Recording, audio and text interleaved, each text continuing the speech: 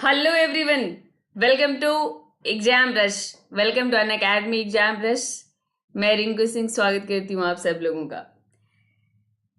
तो कल के एक्सपीरियंस से वो लेते हुए, सबक लेते हुए, आज मैंने पेन टाइप से ही क्लास लिया जब तक कि कैमरा जी बिल्कुल सही तरीके से कैमरा जी खुश नहीं हो जाते, प्रसन्न नहीं हो जाते, तब तक ठीक है, तब तक मैं आप लोगों को की क्लास ऐसे ही लूंगी। तो उम्मीद है कि एक दो दिन में ये इशू, आज भी क्लास जैसे ही मैंने शुरू किया था, इसीलिए मैं थोड़ी सी लेट हो गई। तो आज भी जैसे ही मैंने क्लास शुरू किया वैसे ही कैमरा जी परेशान करने लग गए थे, तो इसीलिए ठीक है। तो मुझे लगता है कि इससे कोई बहुत फर्क नहीं पड़ता, है ना। इससे कोई बहुत फर्क नहीं पड़ता कि आप कहाँ पर पढ़ाई कर रहे हैं। फर्क ये पड़ता है कि आप किस तरह से पढ़ रहे हैं और टीचर आपको किस तरह से पढ़ा रहा है। करेक्ट। तो थोड़ा सा आप कमेंट सेक्शन में बिल्कुल कमेंट करके आप एक बार कंफर्म कर दीजिए कि ऑडियो वीडियो सब कुछ क्लियर है आपको। Good evening all of you.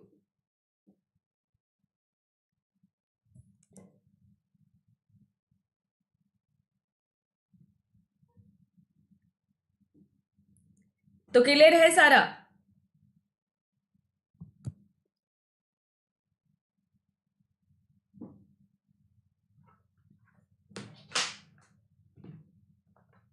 Very good, very good. तो आज मैं कुछ प्लानिंग आप लोगों के साथ डिस्कस कर लेती हूँ। जैसा कि मैंने कहा था कि कल मैं आई ही थी बाहर से, है ना। तो उसके बाद बाहर से घूमने नहीं गई थी, मेरी फैमिली में कुछ इशू हो गया था। एक एक्सीडेंटल डेथ हो गया था जिसकी वजह से मुझे 4-5 दिनों के लिए बाहर जाना पड़ा। तो 2021 प्रीलिम्स के लिए यूट्यूब पर मैं आप लोगों को क्या क्या क्लास देने वाली हूँ वो मैं आप लोगों को बता देती हूँ। ठीक है। तो देखो, ये जो सीरीज मैंने आप लोगों के साथ शुरू की है, ये महत्वपूर्ण तथ्यों पर आधारित static history, static polity, static geography और इकोलॉजी एंड एनवायरनमेंट, ये पूरा मैं आप लोगों का कवर करूंगी और ये जून से पहले खत्म हो जाएगा। 27 जून से पहले ये पूरा खत्म हो जाएगा। और इसमें मैं आप लोगों का बिल्कुल स्टार्ट से करने वाली हूँ, एकदम स्टार्ट से। ठीक है। तो जैसे कि कल पॉलिटी में आप लोगों ने देखा कि एकदम मैं बैकग्राउंड के साथ, हिस्टोरिकल बैकग्राउंड के साथ मैंने शुरुआत की थी, बिल्कुल उसी तरह हिस्ट्री में आप लोगों का सोर्सेज से शुरुआत कर रही हूँ। तो आप लोगों का एक तो ये सीरीज चलेगा मेरा यूट्यूब पर आप लोगों के लिए, और जिसमें ये पूरा का पूरा स्टार्टिंग से मैं कवर करूंगी। ठीक है। और डेली 5 PM, आज तो 4:30, डेली 4:30 मैं थोड़ी सी लेट हो जा रही हूँ, और भी क्लासेज होती हैं। तो ये क्लास जो चलेगी वो डेली चलेगी 5 PM पर। तो ये भी याद रखिएगा, डेली 5 बजे।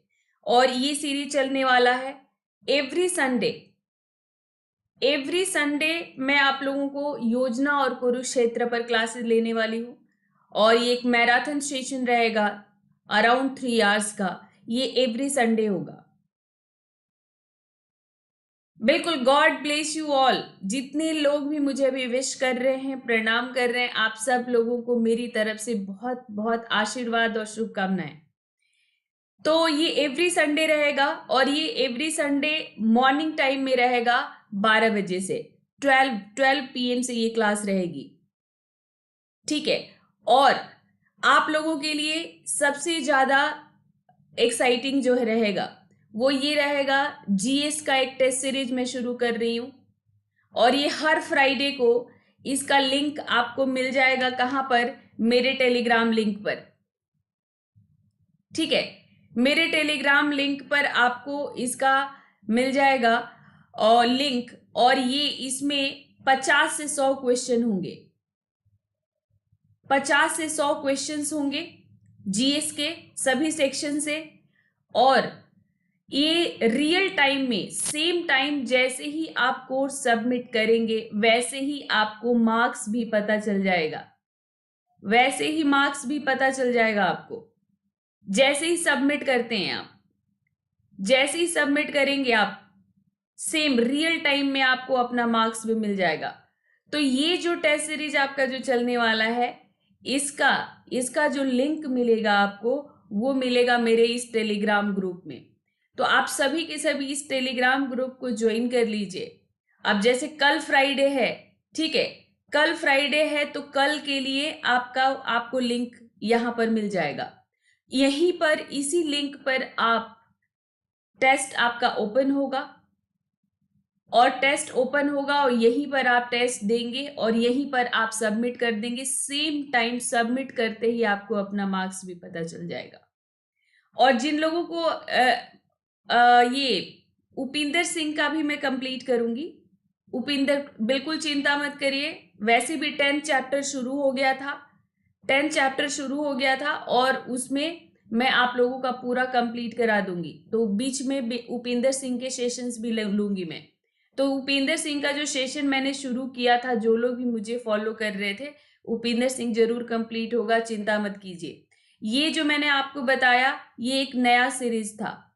तो ये आप लोगों का फ्राइडे को ये 11 AM से ये लिंक 11 AM पे ये लिंक मेरे इस टेलीग्राम ग्रुप पर आ जाएगा और आप इसको पूरे मतलब उसमें आप जैसे 11 AM के बाद आप इस टेस्ट को देना स्टार्ट कर सकते हैं, ठीक है।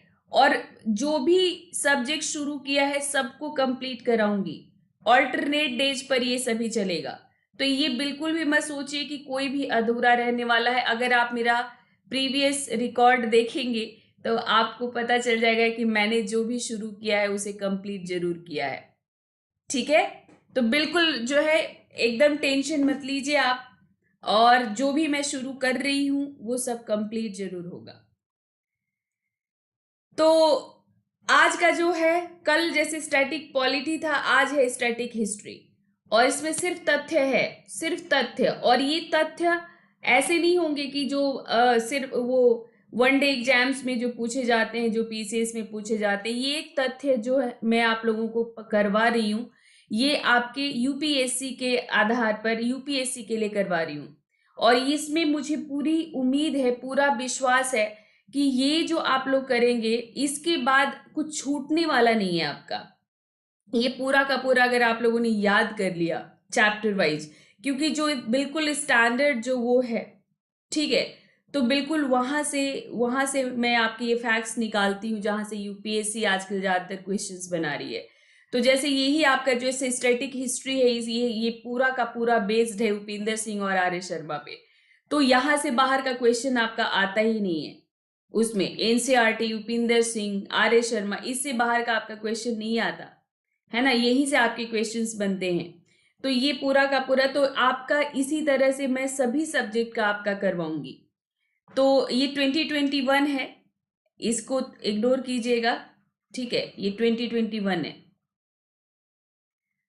तो आज का टॉपिक है हमारा स्टैटिक हिस्ट्री, और आज भी बिल्कुल शुरुआत से मैं आपको कराऊंगी जहां से आपकी हिस्ट्री शुरू होती है। तो चलिए स्टार्ट करते हैं, लेट्स क्रैक इट। और अगर ये तो आपका YouTube का है, अगर आप अनअकैडमी पर आते हैं तो मैं वहां पर प्रीलिम्स और मेंस दोनों की साथ साथ तैयारी करवा रही हूँ। तो एमसीक्यूज और आंसर राइटिंग साथ साथ चल रहा है, पूरा कॉन्सेप्चुअल एक्सप्लेनेशन, और यही आपकी तैयारी के लिए आपको जरूरत है। तो मैं चाहती हूँ कि आप लोग अनअकैडमी पर जरूर आइए, वहां पर आपको सब कुछ मिलेगा। तो जल्दी से एक टेलीग्राम लिंक तो आप लोगों ने ज्वाइन कर ही लिया होगा मेरा, और ये लर्निंग ऐप भी आप लोगों ने डाउनलोड कर ही लिया होगा, यहीं पर आपको ज्वाइन करना है। तो ये कुछ मेरे बारे में है, ठीक है, ये कुछ मेरे बारे में है। और जो लोग पहले से मुझे जानते हैं वो तो जानते ही होंगे मुझे, जो नए हैं वो जान ले मेरे बारे में। और ऐसे ही बहुत सारे टॉप के एडुकेटर्स हैं अनअकैडमी पर जो आपको पढ़ाएंगे, और इनकी बहुत सारी कोर्सेज चल रही हैं। तो मैं आप लोगों का ज़्यादा समय न लेते हुए मैं फटाफट आप लोगों को बता दूं कि अभी क्या चल रहा है। तो फी जो है आपका अनअकैडमी पर आने के लिए, प्लस, आइकॉनिक और कॉम्बो, 3 आजकल चल रहा है प्रोग्राम हमारा। तो प्लस लेते हैं आप सिर्फ जीएस के लिए तो 44,550 में 1 साल का, 64,800 में 2 साल का, और 81,000 में 3 साल का है मेरे इस कोड के साथ। तो रिंकू लाइव कोड आप यूज करते हैं तो आपको 10% का इस फीस पर डिस्काउंट मिलता है। तो ये जो 49,500 है ये 44,550 हो जाएगा, 72,000 64,800 हो जाएगा, और 90,000 जो है वो 81,000 हो जाएगा मेरे इस कोड के साथ, अगर आप प्लस सब्सक्रिप्शन लेते हैं जीएस के लिए तो। और इसी तरह अगर आप आइकॉनिक लेते हैं जहां पर आपको एक पर्सनल कोच भी मिलेगा जो कि आपको हर तरह से गाइड करेगा, वो आपका 1 साल का है मेरे कोड के साथ 62,550, 2 साल का है 96,300, और 3 साल का है 1,26,900, और बहुत इजीली ईएमआई से आप इसको पे कर सकते हैं। ठीक है, और कॉम्बो प्राइस भी है हमारे यहाँ पर। अभी मैं कॉम्बो पैक आपको बताती हूँ। और अब जैसा कि आपको पता है कि सिर्फ ऑप्शनल के लिए भी सब्सक्रिप्शन ले सकते हैं आप, तो सिर्फ ऑप्शनल के लिए आप लेते हैं तो आपका 24,750 रुपए में ये जो 27,500 है मेरा, जैसे ही आप रेफरल कोड डालेंगे यहाँ पर रिंकू लाइव, जैसे ही रिंकू लाइव आप डालेंगे ये हो जाएगा आपका 27,500, 24,750 रुपए में आपका ऑप्शनल सब्सक्रिप्शन आपको मिल जाएगा। हिस्ट्री और सोशियोलॉजी में पढ़ा रही हूँ, हिस्ट्री और सोशियोलॉजी। ठीक है, और 2021, 22, 23 तीनों के लिए जिनका टारगेट है बैचेस शुरू है हमारी, और आप ये देख पा रहे हैं इन सभी बैचेज 21, 22 और 23 के लिए हिंदी मीडियम से, इंग्लिश मीडियम से बाइलिंगुअल बैचेज हमारी स्टार्ट हैं। 4 जनवरी से ये शुरू हो चुकी हैं सभी बैचेज। ठीक है, और सबसे बेस्ट है आपके लिए जीएस और ऑप्शनल का आप कॉम्बो पैक लीजिए, और जहां पर आपकी दोनों की तैयारी हो जाएगी। तो यहाँ मेरे उससे आपको दिखाई नहीं दे रहा होगा, मैं ये बता देती हूँ कि रिंकू लाइव ये जो 88,705 रुपया है जीएस प्लस ऑप्शनल के लिए, तो ये रिंकू लाइव कोड जैसे ही आप डालेंगे 70,103 रुपए का हो जाएगा। ये जो 1,31,000 है, 1,31,510 रुपए, ये 99,680 रुपए का हो जाएगा रिंकू लाइव कोड के बाद। और ये जो 1,67,220 रुपया है ये 1,21,000 हो जाएगा रिंकू लाइव कोड के बाद। तो बेस्ट है आप 24 महीने वाला ले लीजिए, और ये आपका 99,680 रुपए में हो जाएगा। तो ये कॉम्बो पैक है हमारा। आइकॉनिक प्राइस हाइक होने वाला है, और जिनको भी आइकॉनिक लेना है वो जल्दी से, ठीक है, जल्दी से ले लें। बिल्कुल आर्ट एंड कल्चर भी मैं कराऊंगी। ठीक है, तो ये मेरा टेलीग्राम लिंक है, इसको ज्वाइन कीजिए, यहीं से आपको मेरे सेशन का पीडीएफ मिलेगा। कल का पीडीएफ मैंने यहाँ पर डाल दिया है। कल जो मैंने स्टैटिक पॉलिटी आप लोगों की ली थी उसका पीडीएफ मैंने यहाँ पर शेयर कर दिया है।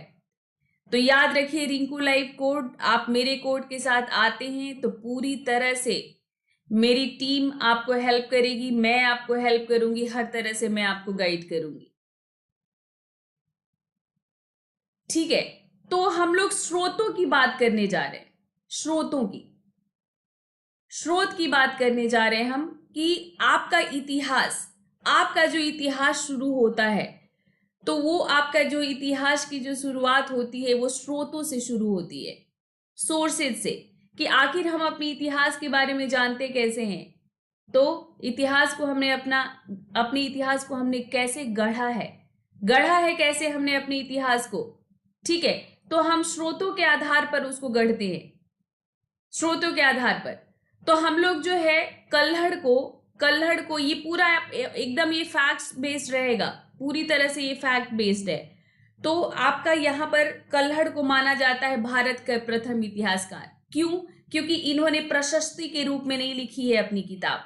कल्हड़ की जो राज तरंगिणी है वो प्रशस्ति के रूप में नहीं है, प्रशंसा के रूप में नहीं है, कि इतिहास उसी को कहते हैं जहां पर आलोचनात्मक रुख के साथ जब अच्छा और खराब दोनों ही बातों को लिखा जाता है उस शासक के बारे में, शासन काल के बारे में, तो हम उसको कहते हैं इतिहास। तो कल्हड़ को भारत का प्रथम इतिहासकार माना जाता है, और हम अपने ऐतिहासिक स्रोतों को मुख्य रूप से दो श्रेणी में बांटते हैं, साहित्यिक और पुरातात्विक। तो आज हम लोग बात करने जा रहे हैं साहित्यिक पर। ठीक है, साहित्यिक पर आज हम लोग बात करेंगे और पूरा तात्विक पर मैं आपसे कल बात करूंगी, मतलब नेक्स्ट क्लास में बात करूंगी। तो जो स्रोतों को पढ़ने से हमें जो ध्यान देने वाली बात ये होती है कि मतलब आप जो उस काल के स्रोत को देखिए, रचनाकार को देखिए, उसको पहचानिए, रचनाकार को पहचानिए आप, ठीक है, रचनाकार को पहचानिए आप, ये देखिए कि उसने किस तरह से लिखा है, कैसे लिखा है। तो इस तरह से उस स्रोतों को पढ़ा जाता है। तो खैर, आप लोगों के लिए इंपॉर्टेंट अभी यहां से शुरू होता है, यहां से आप लोगों के लिए इंपॉर्टेंट फैक्ट्स शुरू होता है और आप देखेंगे कि यहां से हमेशा क्वेश्चन भी आप लोगों को पूछा जाता है, हमेशा क्वेश्चन पूछा जाता है आप लोगों को। तो वेदों से शुरुआत हो जाती है आपकी, क्योंकि सबसे प्राचीनतम अगर साहित्यिक स्रोत की बात करें, साक्ष्य की बात करें, तो हमारे वेद है। क्यों? क्योंकि अभी तक सिंधु घाटी सभ्यता की लिपि हम पढ़ नहीं पाए हैं।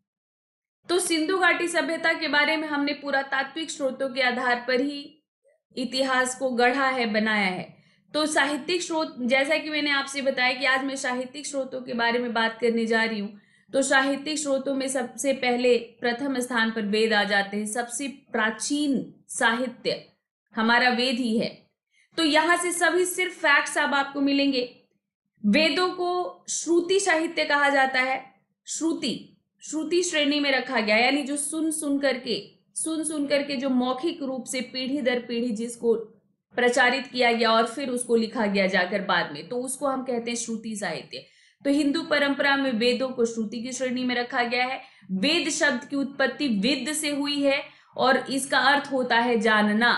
वेद शब्द की उत्पत्ति किससे हुई है? विद धातु से हुई है, इसका अर्थ होता है जानना। तो कुल कितने वेद हैं? तो ऋग, साम, यजुर और अथर्व, कुल 4 वेद हैं। और ऋग्वेद संसार की सबसे पहली काव्यात्मक रचना है। ऋग्वेद संसार की सबसे, ठीक है, संसार की सबसे पहली काव्यात्मक रचना है। और बिल्कुल क्लियर दिख रहा है, ये मुझे भी दिखाई पड़ रहा है। तो अब ऋग्वेद के बारे में हम जानते हैं कि ऋग्वेद 10 मंडलों में विस्तृत है, 10 मंडल में विभाजित है, ये आप जानते हैं। 10 मंडल 1028 सूक्त। ये आप लोगों में से ऐसे बहुत सारे लोग होंगे जो इनको जो जानते हैं, पर इसमें आप लोग को बहुत कुछ नया भी मिलेगा और बहुत कुछ जो आपने पढ़ रखा है वो मिलेगा। तो ऋग्वेद को 10 मंडल में बांटा गया है और 10 मंडल में कुल कितने सूक्त हैं? 1028 सूक्त है। सामवेद में कितने सूक्त हैं? तो सामवेद में 1810 सूक्त है, जो सीधे ऋग्वेद से लिए गए हैं, ऋग्वेद से ही लिए गए हैं। और कुछ मतलब किस तरह से उन ऋचाओं को गाया जाएगा, किस तरह से उन ऋचाओं को गाया जाएगा, वो आपको जैसे आपको बताया गया है इसमें। यजुर्वेद में क्या है? कर्मकांड से जुड़े तथ्य हैं, यानी यज्ञ के विधि विधान, यज्ञ और कर्मकांड के जो विधि विधान हैं वो आपको दिया गया है यजुर्वेद में। और अथर्ववेद सबसे नया वेद है। तो इतना तो आप लोग जानते थे। तो अथर्ववेद जो कि सबसे नया वेद है, उसमें सबसे मतलब जैसे सूक्त तो दिए गई हैं, उसके अलावा मतलब लोकप्रिय धार्मिक व्यवहारों को अधिक महत्व दिया गया है। वेदों के अलावा जो है ब्राह्मण है। ब्राह्मण ये वेदों से जुड़ी संहिताओं की व्याख्या है। ब्राह्मण किसे कहा गया? वेदों को जो सरल रूप में लिखा गया, सरलतम रूप में जो लिखा गया और उसकी वेदों की जो व्याख्या रही, जिसको सरल भाषा में लिखा गया, उसे क्या कहा गया? ब्राह्मण। तो हर वेद के मतलब सभी वेदों के, जैसे ऋग्वेद के, सामवेद के, यजुर्वेद के 2-2 ब्राह्मण है, अथर्ववेद का 1 ब्राह्मण है, ठीक है।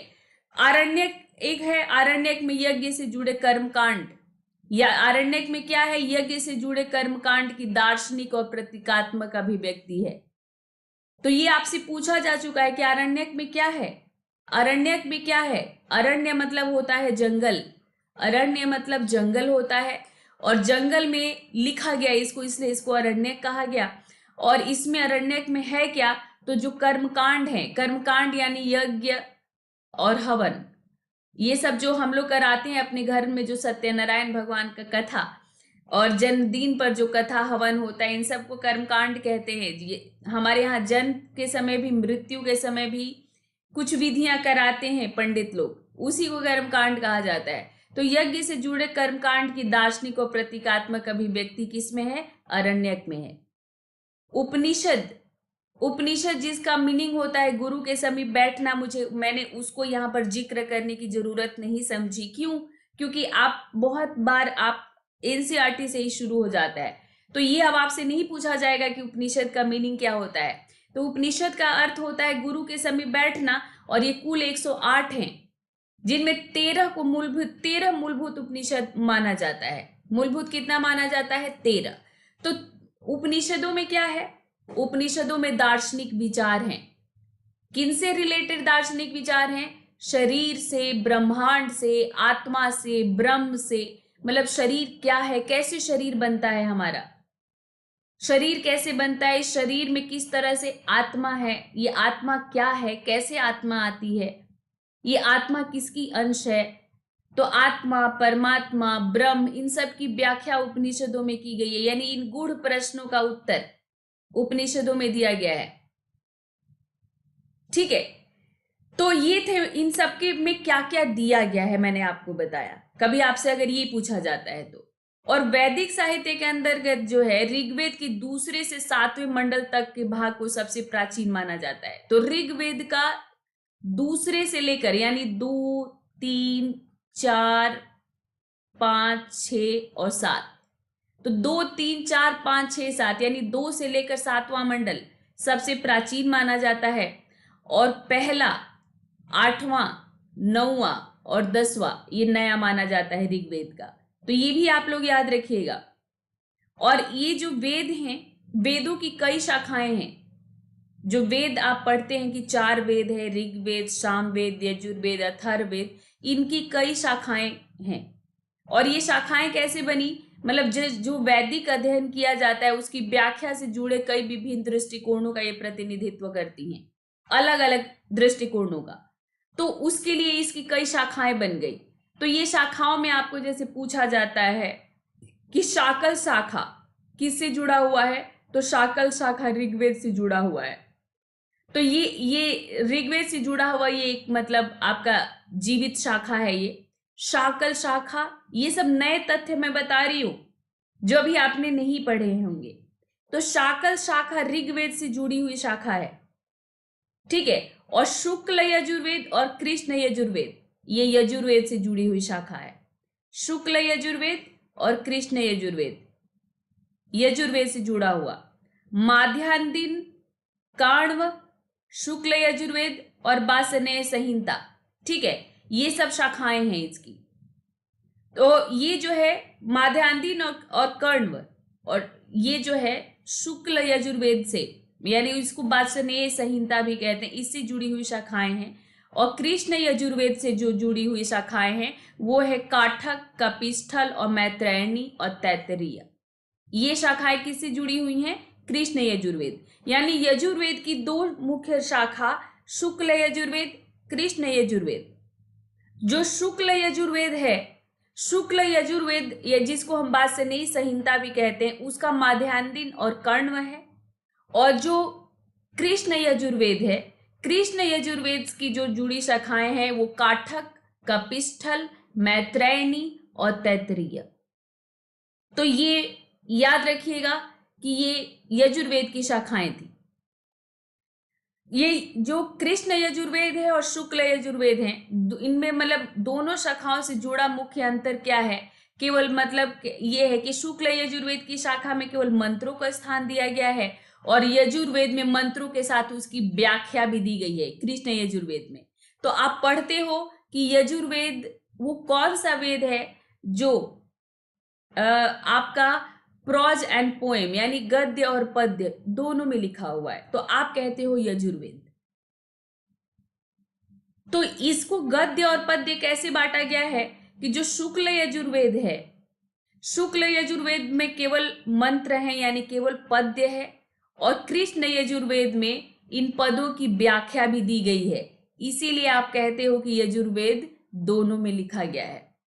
ठीक है, और इसके अलावा कौथुम, राणायनीय और जैमिनीय, जैमिनी को तल्वकार भी कहते हैं, ये सामवेद की शाखाएं हैं। तो कौथुम, राणायनीय, जैमिनीय और तल्वकार सामवेद की शाखाएं हैं। बिल्कुल ध्यान से पढ़िएगा। कल कल सुबह 10:30 से, ठीक है, 10:30 से 11:30 कुल 20 से 25 क्वेश्चन होंगे इसी चैप्टर पर। मैं कल स्पेशल क्लास में, आप लोगों ने ऐप डाउनलोड किया हुआ है ना, आप लोगों ने ऐप डाउनलोड किया होगा, उस ऐप पर स्पेशल क्लासेज आपको फ्री मिलती हैं। तो कल जो है 10:30 से 11:30 1 घंटे की क्लास रहेगी और इसी चैप्टर से जो अभी मैं आप लोगों को पढ़ा रही हूं, यही से मैं आप लोगों को क्वेश्चंस पूछूंगी, यानी एमसीक्यूज होंगे, यही से एमसीक्यूज होंगे। कल से तो यहीं पर एमसीक्यूज करवा दूंगी, आज क्योंकि इसमें एमसीक्यूज शामिल नहीं कर पाई हूं, इसलिए कल स्पेशल क्लास में ये एमसीक्यूज मैं आप लोगों की कराऊंगी। तो एकदम ध्यान से पढ़ते हुए चलिएगा, यही से क्वेश्चंस रहेंगे, ठीक है।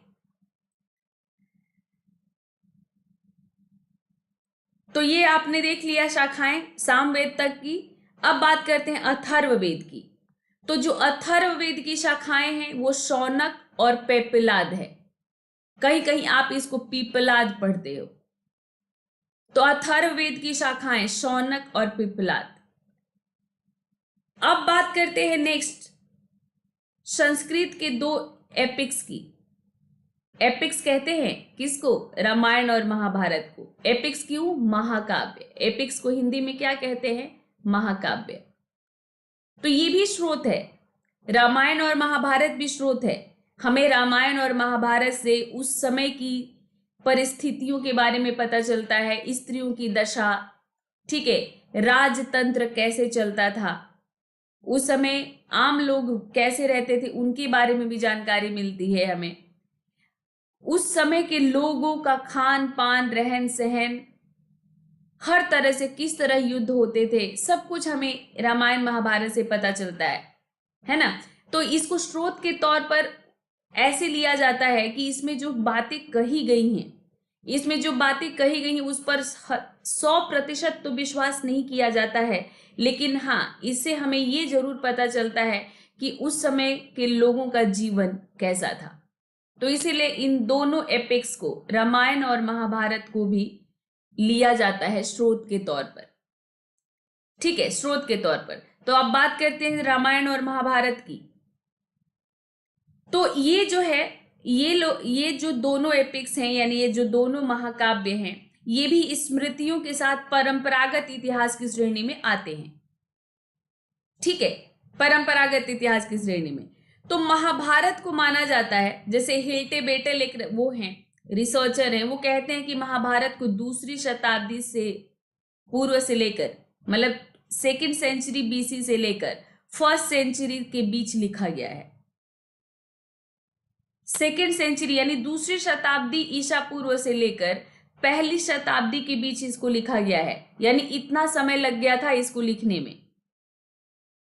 और ये जो महाभारत है, महाभारत में कुल 18 पर्व हैं, महाभारत में कुल 18 पर्व हैं, ठीक है। उत्तरवर्ती, दक्षिणवर्ती, इसके 2 संस्करण हैं, 2 संस्करण है इसके, ठीक है। तो महाभारत से जुड़ा हुआ जो हस्तिनापुर है, जो महाभारत से जुड़ा हुआ हस्तिनापुर है, वो कुरुक्षेत्र, पानीपत, तिलपत, बागपत, मथुरा और बैराज जैसे स्थानों का उत्खनन किया गया है, और वहां से उत्खनन करके पता लगाया गया कि क्या महाभारत में जो कहानी कही गई है वो कितनी सही है। तो महाभारत से जुड़े हुए जो स्थान हैं, अगर आपको कभी पूछा जाएगा कि महाभारत से जुड़े हुए जो स्थान हैं वो कौन कौन से हैं जिनकी खुदाई हुई है, उत्खनन हुआ है, तो ये जो है कुरुक्षेत्र, पानीपत, तिलपत, बागपत, मथुरा और बैरात, ठीक है, ये बैरात राजस्थान, इन सब स्थानों का उत्खनन किया गया और यहां से हमें PGW मिला है, धूसर मृत भांड मिले हैं। और ये जो फोटो देख रहे हो ना आप लोग, ये इंद्रप्रस्थ जो पांडवों की राजधानी थी, उस इंद्रप्रस्थ को दिल्ली माना जाता है। तो ये जो आप देख रहे हो, ये दिल्ली का पुराना किला है, ये पुराना किला है दिल्ली का। तो इसका भी उत्खनन किया गया है, और इसके उत्खनन से भी हमें धूसर मृदभांड मिलते हैं, उस समय की कुछ हमें साक्ष्य मिले हैं जो महाभारत में इंद्रप्रस्थ के लिए जो वर्णन किया गया है। तो जो पुराना किला जहां पर शेर शाह ने जो किला बनाया था, उस किले के भीतर खुदाई की गई और कई स्तर मिले हैं हमें। तो पुरातात्विक स्रोतों में मैं इसके बारे में आपको डिटेल में बताऊंगी। तो जो धूसर मृदभांड हमें मिला है इन स्थानों से, इसके मतलब इस संस्कृति से अनुमान लगाया जाता है कि यहाँ पर सभ्यता पशुपालन और कृषि पर आधारित थी। यहाँ की सभ्यता जो है पशुपालन और कृषि पर आधारित थी, क्योंकि जो PGW है ये हमें उत्तर वैदिक काल से ही मिलने शुरू हो जाते हैं और उस समय कृषि की भी शुरुआत हो जाती है पशुपालन के साथ साथ। हस्तिनापुर में जो उत्खनन होता है वहां पर हमें बाढ़ का प्रमाण मिलता है कि गंगा में बाढ़ आया था और बाढ़ से भी शायद वो कुछ सभ्यता का वहां के कुछ पतन हुआ होगा, ऐसा माना जाता है।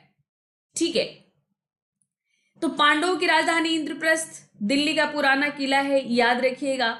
और इसके बारे में जो है जो मध्यकालीन इतिहासकार हैं शमसे सिराज अफीफी, उन्होंने भी अपनी किताब तारीख फिरोजशाही में इसका उल्लेख किया है कि ये पांडवों की राजधानी इंद्रप्रस्थ ये पुराना किला है और यहाँ से हमको मतलब कुछ ऐसे साक्ष्यों का उल्लेख वो करते हैं। अबुल फजल ने भी अपनी किताब आईने अकबरी में इसका उल्लेख किया है, इस इंद्रप्रस्थ का। अबुल फजल ने भी अपनी किताब में इसका उल्लेख किया है। और ये जो इंद्रप्रस्थ है पुराना किला जहां पर बना है, वहीं पर इंद्रप्रस्थ नाम का एक गांव हुआ करता था। वहां पर इंद्रप्रस्थ नाम का एक गांव हुआ करता था और इसी इंद्रप्रस्थ नाम को महाभारत में इसका वर्णन किया गया है, इसीलिए खुदाई हुई है इसकी। और इसकी खुदाई से ये स्ट्रक्चर हमें मिला है पूरा। ये जो आप देख रहे हो ना, आपको जाने को नहीं मिलेगा, आप जाओगे तो वहां पर बैरिकेटिंग है तो आप नहीं देख पाओगे। तो हमने बात की 2 एपिक्स की, तो इसमें महाभारत की बात मैंने थोड़ी डिटेल में बताई आपको। रामायण की अगर हम लोग बात करें तो रामायण को माना जाता है कि महाभारत के थोड़ा सा पहले ही लिखा गया होगा। ठीक है, पहले कुछ लोग कहते हैं कि बाद में लिखा हो गया। तो उसमें जैसे आप लोगों को मैं अभी आज बताऊंगी द्वापर त्रेता, तो ये जो है आप लोगों को त्रेता युग का रामायण माना जाता है। और रामायण के लिए जो वही भाई अयोध्या है ही, अयोध्या कौशल राज्य, इनका महाजन पदों में भी उल्लेख मिलता है। पुराण की अगर हम लोग बात करते हैं तो पुराण का शब्द का अर्थ होता है प्राचीन। हमें पुराण भी मिले हैं। पुराण शब्द का कुल 18 पुराण है और पुराण शब्द का मीनिंग होता है प्राचीन। तो पुराणों की रचना को भी व्यास ही माना जाता है। जिस तरह से महाभारत की रचना व्यास ने की थी, उसी तरह पुराणों की रचना भी माना जाता है कि व्यास ने किया होगा। लेकिन ये विश्वास करना थोड़ा सा मुश्किल होता है कि इसमें कई युगों की का उदाहरण हमें मिलता है, तो किसी एक लेखक के द्वारा पुराणों की रचना नहीं हुई होगी। इसी तरह महाभारत भी जो 2री शताब्दी ईसा पूर्व से शुरू हुई और जो 1ली शताब्दी में जाकर के पूरी होती है, और कुछ लोग कहते हैं कि इसको लिखित रूप से किया गया गुप्त काल में 4वीं शताब्दी 5वीं शताब्दी में, वो भी किसी एक लेखक के द्वारा लिखा हुआ नहीं माना जा सकता। तो हम ये मान के चलते हैं कि शुरुआत किसी ने की होगी और फिर धीरे धीरे वो पूरा हुआ, उसमें लेखक जुड़ते चले गए होंगे, लिखते चले गए होंगे। या फिर हम अगर एक मिथक को माने तो हम ये मान सकते हैं कि भाई व्यास 1000 वर्ष से ज्यादा वो जिंदा रहे होंगे फिर, या तो हम ये मान सकते हैं। तो ये थोड़ा सा मिथकीय चीजें हैं। तो उसी तरह पुराणों को भी माना जाता है कि व्यास ऋषि ने लिखा, लेकिन ये इसको भी मानना थोड़ा सा मुश्किल होता है। पर अगर कभी आपसे पूछा जाए तो व्यास का नाम आता है कि पुराणों के लेखक व्यास ही थे। तो 18 महापुराण है, 18 महापुराण है और इसके कुछ उप पुराण भी हैं, यानी इनके जो से सहायक। तो 18 महापुराणों में कौन कौन से आ जाते हैं? तो विष्णु पुराण, नारद, भागवत, गरुड़ पुराण, पद्म पुराण, वराह, मत्स्य, कूर्म, लिंग, शिव, स्कंद पुराण, अग्नि पुराण, ब्रह्मांड, ब्रह्मा वैवर्त, मार्कंडे पुराण, भविष्य पुराण, वामन पुराण, ब्रह्मा पुराण। ये कुल आपके 18 पुराण है। ठीक है, विष्णु पुराण, नारद पुराण, भागवत पुराण, गरुड़ पुराण, पद्म पुराण, वराह, मत्स्य, कूर्म, लिंग, शिव, स्कंद, अग्नि, ठीक है, ब्रह्मांड, ब्रह्मा वैवर्त, मार्कंडे पुराण, भविष्य, वामन और ब्रह्म पुराण। इसमें आप लोगों ने भागवत पुराण का नाम ज्यादा आप लोग सुनते हैं क्योंकि इसकी कई बार भागवत पुराण की कथा हुआ करती है। गरुड़ पुराण भी आप लोगों ने नाम सुना होगा कि जब हमारे यहाँ पर बुजुर्ग लोगों की जब मृत्यु हो जाती थी तो गरुड़ पुराण का पाठ हुआ करता था, जिसमें आत्मा परमात्मा की बातें की जाती है कि जीव कैसे जन्म लेता है, कैसे उसकी मृत्यु होती है, वगैरह वगैरह कई कहानियां हैं। तो आप लोगों ने, पूर्वांचल के लोगों ने जरूर ये बात सुनी होगी कि जब मृत्यु हो जाती है तो गरुड़ पुराण का पाठ लोग रखवाया करते थे, ताकि जो मुखाग्नि देता है और जो शोकाकुल परिवार है उसका समय आसानी से गुजर जाए कथा कहानी सुनते सुनते। तो उस समय गरुड़ पुराण का पाठ हुआ करता है। सुना था आप लोगों ने? नहीं सुना था? ठीक है, तो इस तरह से कुल 18 महापुराण है आपके। और पुराणों में ही जो आप लोग कहते हो ना, जैसे हिंदू मान्यता के अनुसार ये जो 4 युग हैं, हिंदू मान्यता के अनुसार 4 युग हैं, है ना, 4 युग। तो ये 4 युग जो है वो हैं कृत, त्रेता, द्वापर और कलयुग। कृत युग, त्रेता युग, द्वापर और कलयुग। तो इसमें पुराणों में इन चारों युगों का वर्णन है और कहा गया है कि एक युग में सहस्राधिक वर्ष हैं, सहस्र शताब्दी है। ठीक है, एक युग में। और हर महायुग में 4 युग व्यतीत होते हैं और 1000 महायुगों का एक कल्प होता है। इसका पुराणों में ही वर्णन है। तो जिसमें त्रेता युग में माना जाता है रामायण लिखा गया, और द्वापर युग में माना जाता है कि महाभारत लिखा गया, और अभी जो चल रहा है वो कलयुग है। अभी कलयुग चल रहा है। ठीक है, और इसी में लिखा गया है कि हर युग की समाप्ति पर सृष्टि का पूरा विनाश हो जाता है और फिर एक नई सृष्टि का सृजन होता है। ठीक है, तो ये जो कल्प जो कि 1000 वर्ष का माना जाता है, एक जो मतलब 1000 महायुगों का एक कल्प होता है, 1000 महायुगों का एक कल्प होता है। तो प्रत्येक कल्प जो है 14 मनवंतरों में विभाजित है और इनमें से एक एक की प्रतिनिधि कौन है? प्रत्येक एक के प्रतिनिधि मनु माने जाते हैं। ठीक है, तो इसमें मतलब जो वंशावलियां दी गई हैं चारों युग की, अलग अलग जो वंशावलियां दी गई हैं, ज्यादातर मिथकीय मानी जाती हैं। मिथकीय समझते हो ना? जैसे ये मिथ, अभी तक हम लोगों ने राम को कुछ लोग मिथ मानते हैं और कुछ लोग सही मानते हैं, क्योंकि हमें जैसे अशोक के साक्ष्य मिले हैं, जिस तरह हमें चंद्रगुप्त मौर्य के साक्ष्य मिले हैं, उस तरह हमें राम के साक्ष्य नहीं है हमारे पास, उस तरह से हमारे पास कृष्ण के साक्ष्य नहीं है। तो कई बार इनको मिथ मान लिया जाता है, इसीलिए इनको इतिहास में अभी तक शामिल नहीं किया गया है। तो इसी तरह पुराणों में ज्यादातर वंशावलियां ऐसी ही मिलती हैं। तो कभी भी आपसे पूछा जाता है तो आप यही कहोगे कि पुराणों में जो वंशावलियां मिली हैं वो मिथकीय ज्यादा हैं। पर लास्ट का आप जब देखोगे तो कलयुग के अंत में कुछ वंशावलियां दी गई हैं, उस मतलब पुराणों के अंत में कुछ कलयुग की वंशावलियां दी गई हैं, उसकी ऐतिहासिकता को हम मानते हैं। जैसे हर्यक वंश, शिशुनाग वंश, नंद वंश, मौर्य वंश, शुंग, कर्ण व सातवाहनों के बारे में दिया गया है। तो इनकी ऐतिहासिकता में तो कोई हमें संदेह नहीं है। हमें पुराणों से इनके बारे में पुराणों से भी पता चलता है, पुरातात्विक साक्ष्यों से भी हमें पता चलता है। तो जैसे कलयुग के वो जो दी गई है वंशावलियां पुराणों के अंत में, बिल्कुल जो कलयुग की वंशावलियां दी गई हैं उसकी ऐतिहासिकता कुछ मानी जाती है। तो इन सभी वंशों का जिक्र पुराणों में है। हर्यक, शिशुनाग वंश, नंद वंश, मौर्य वंश, शुंग वंश, कण्व वंश, आंध्र सातवाहन वंश। मतलब सातवाहन जो है अपने को आंध्र भोज कहते थे ना, आंध्र भोज की उपाधि ली थी इन्होंने, आंध्र कहते थे ये अपने को। तो माना जाता है कि ये वहां पर भी रहे होंगे। ठीक है, कुछ धर्मशास्त्रों की बात करते हैं। तो देखो धर्मशास्त्रों में क्या आता है, धर्मशास्त्र में जैसे ये स्मृतियां आ जाती हैं और सूत्र साहित्य आ जाता है। जैसे जो धर्म शब्द की जो उत्पत्ति है वो ध्री धातु से हुई है। धर्म शब्द की उत्पत्ति ध्री धातु से हुई है और इसका अर्थ होता है धारण करना। धारण करना तो मानवीय जीवन का जो लक्ष्य होता है धर्म अर्थ काम मोक्ष, ये जो चार हैं इनको ही धारण किया जाता है अपने जीवन में और इसी के अनुसार चला जाता है और धर्मशास्त्र इन्हीं की व्याख्या करते हैं।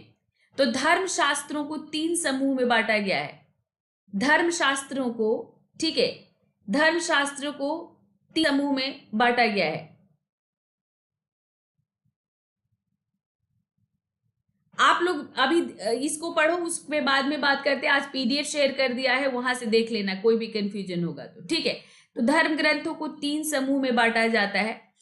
तो प्रथम 2 धर्म सूत्र, प्रथम जो 3 समूह, मतलब ये जो धर्म सूत्र हैं, धर्मशास्त्र, ठीक है, जो धर्मशास्त्र हैं उनको 3 समूह में बांटा जाता है, 3 समूह में। तो इसमें जो है प्रथम जो 2 हैं वो सूत्र और स्मृति कहलाते हैं।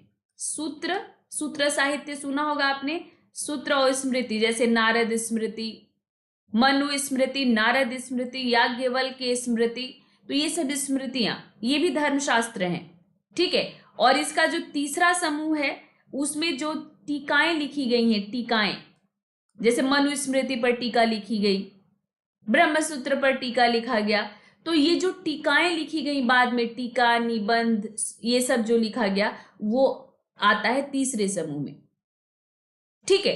तो धर्मसूत्र धर्मशास्त्र के साथ वेदांग के भी अंग है धर्मसूत्र। तो ये जो धर्मसूत्र हैं, जो जिसे हम सूत्र साहित्य भी कहते हैं, वेदांग के भी अंग हैं ये, तो ये 3 हैं, 3 मतलब ये कल्प सूत्र के समूह माने जाते हैं। धर्मसूत्र या सूत्र साहित्य, इसको कल्प सूत्र कहा जाता है और इसके 3 पार्ट हैं। कल्प सूत्र के 3 पार्ट हैं, श्रौत सूत्र, ग्रह सूत्र और धर्म सूत्र। इन्हीं को तीनों को मिलाकर सूत्र साहित्य कहा जाता है। समझ आ रहा है आप लोगों को? इन्हीं को तीनों को मिलाकर सूत्र साहित्य कहा जाता है। तो ये सूत्र साहित्य में सबसे जो प्रमुख है वो गृह सूत्र है हमारा। तीनों में क्या क्या है ये मैं आप लोग को बता देती हूं, ठीक है। इनमें बेसिकली जितने भी धर्मशास्त्र हैं, चाहे वो स्मृति हो, सूत्र साहित्य हो या टीकाएं जो लिखी गई हैं, सब में हम लोगों का जो रोजमर्रा के जीवन में जो व्यवहार करना है, कैसे व्यवहार करना चाहिए के नियम दिए गए हैं। उन नियमों को अगर आप तोड़ते हैं तो आपको क्या दंड मिलेगा। जैसे मनु स्मृति है, तो मनु स्मृति में जैसे नारी को संपत्ति का अधिकार नहीं दिया गया, केवल स्त्री धन पर अधिकार दिया गया।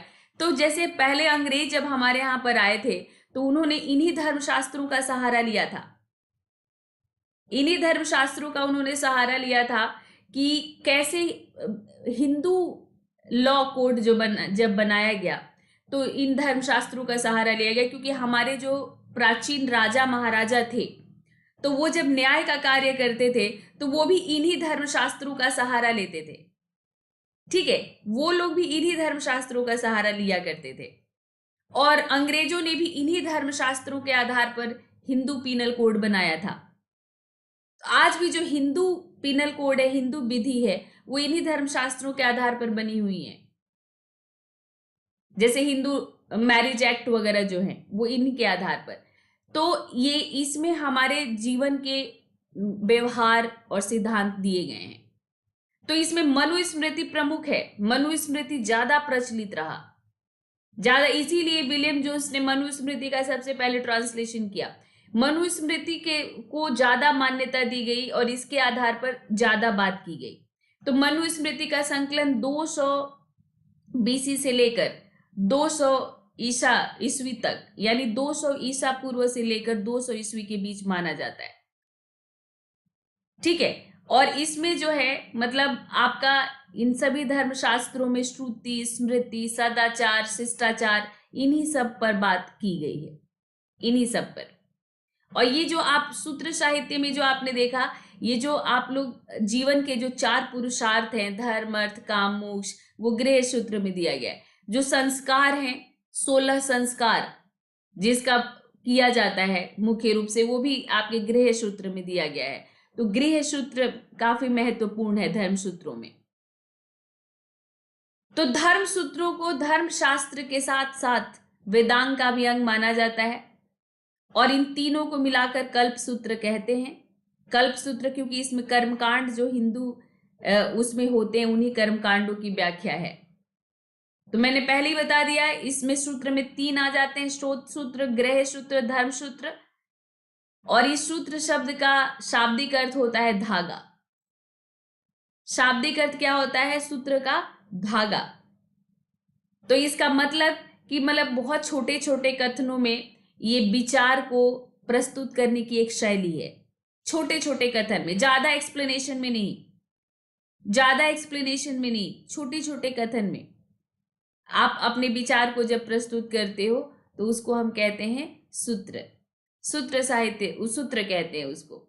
तो यही इन सूत्रों में दिया गया है आपके कल्प सूत्र के जो 3 भाग, स्रोत सूत्र, गृह सूत्र और धर्म सूत्र। तो स्रोत सूत्र में वैदिक कर्मकांड से जुड़ा हुआ है।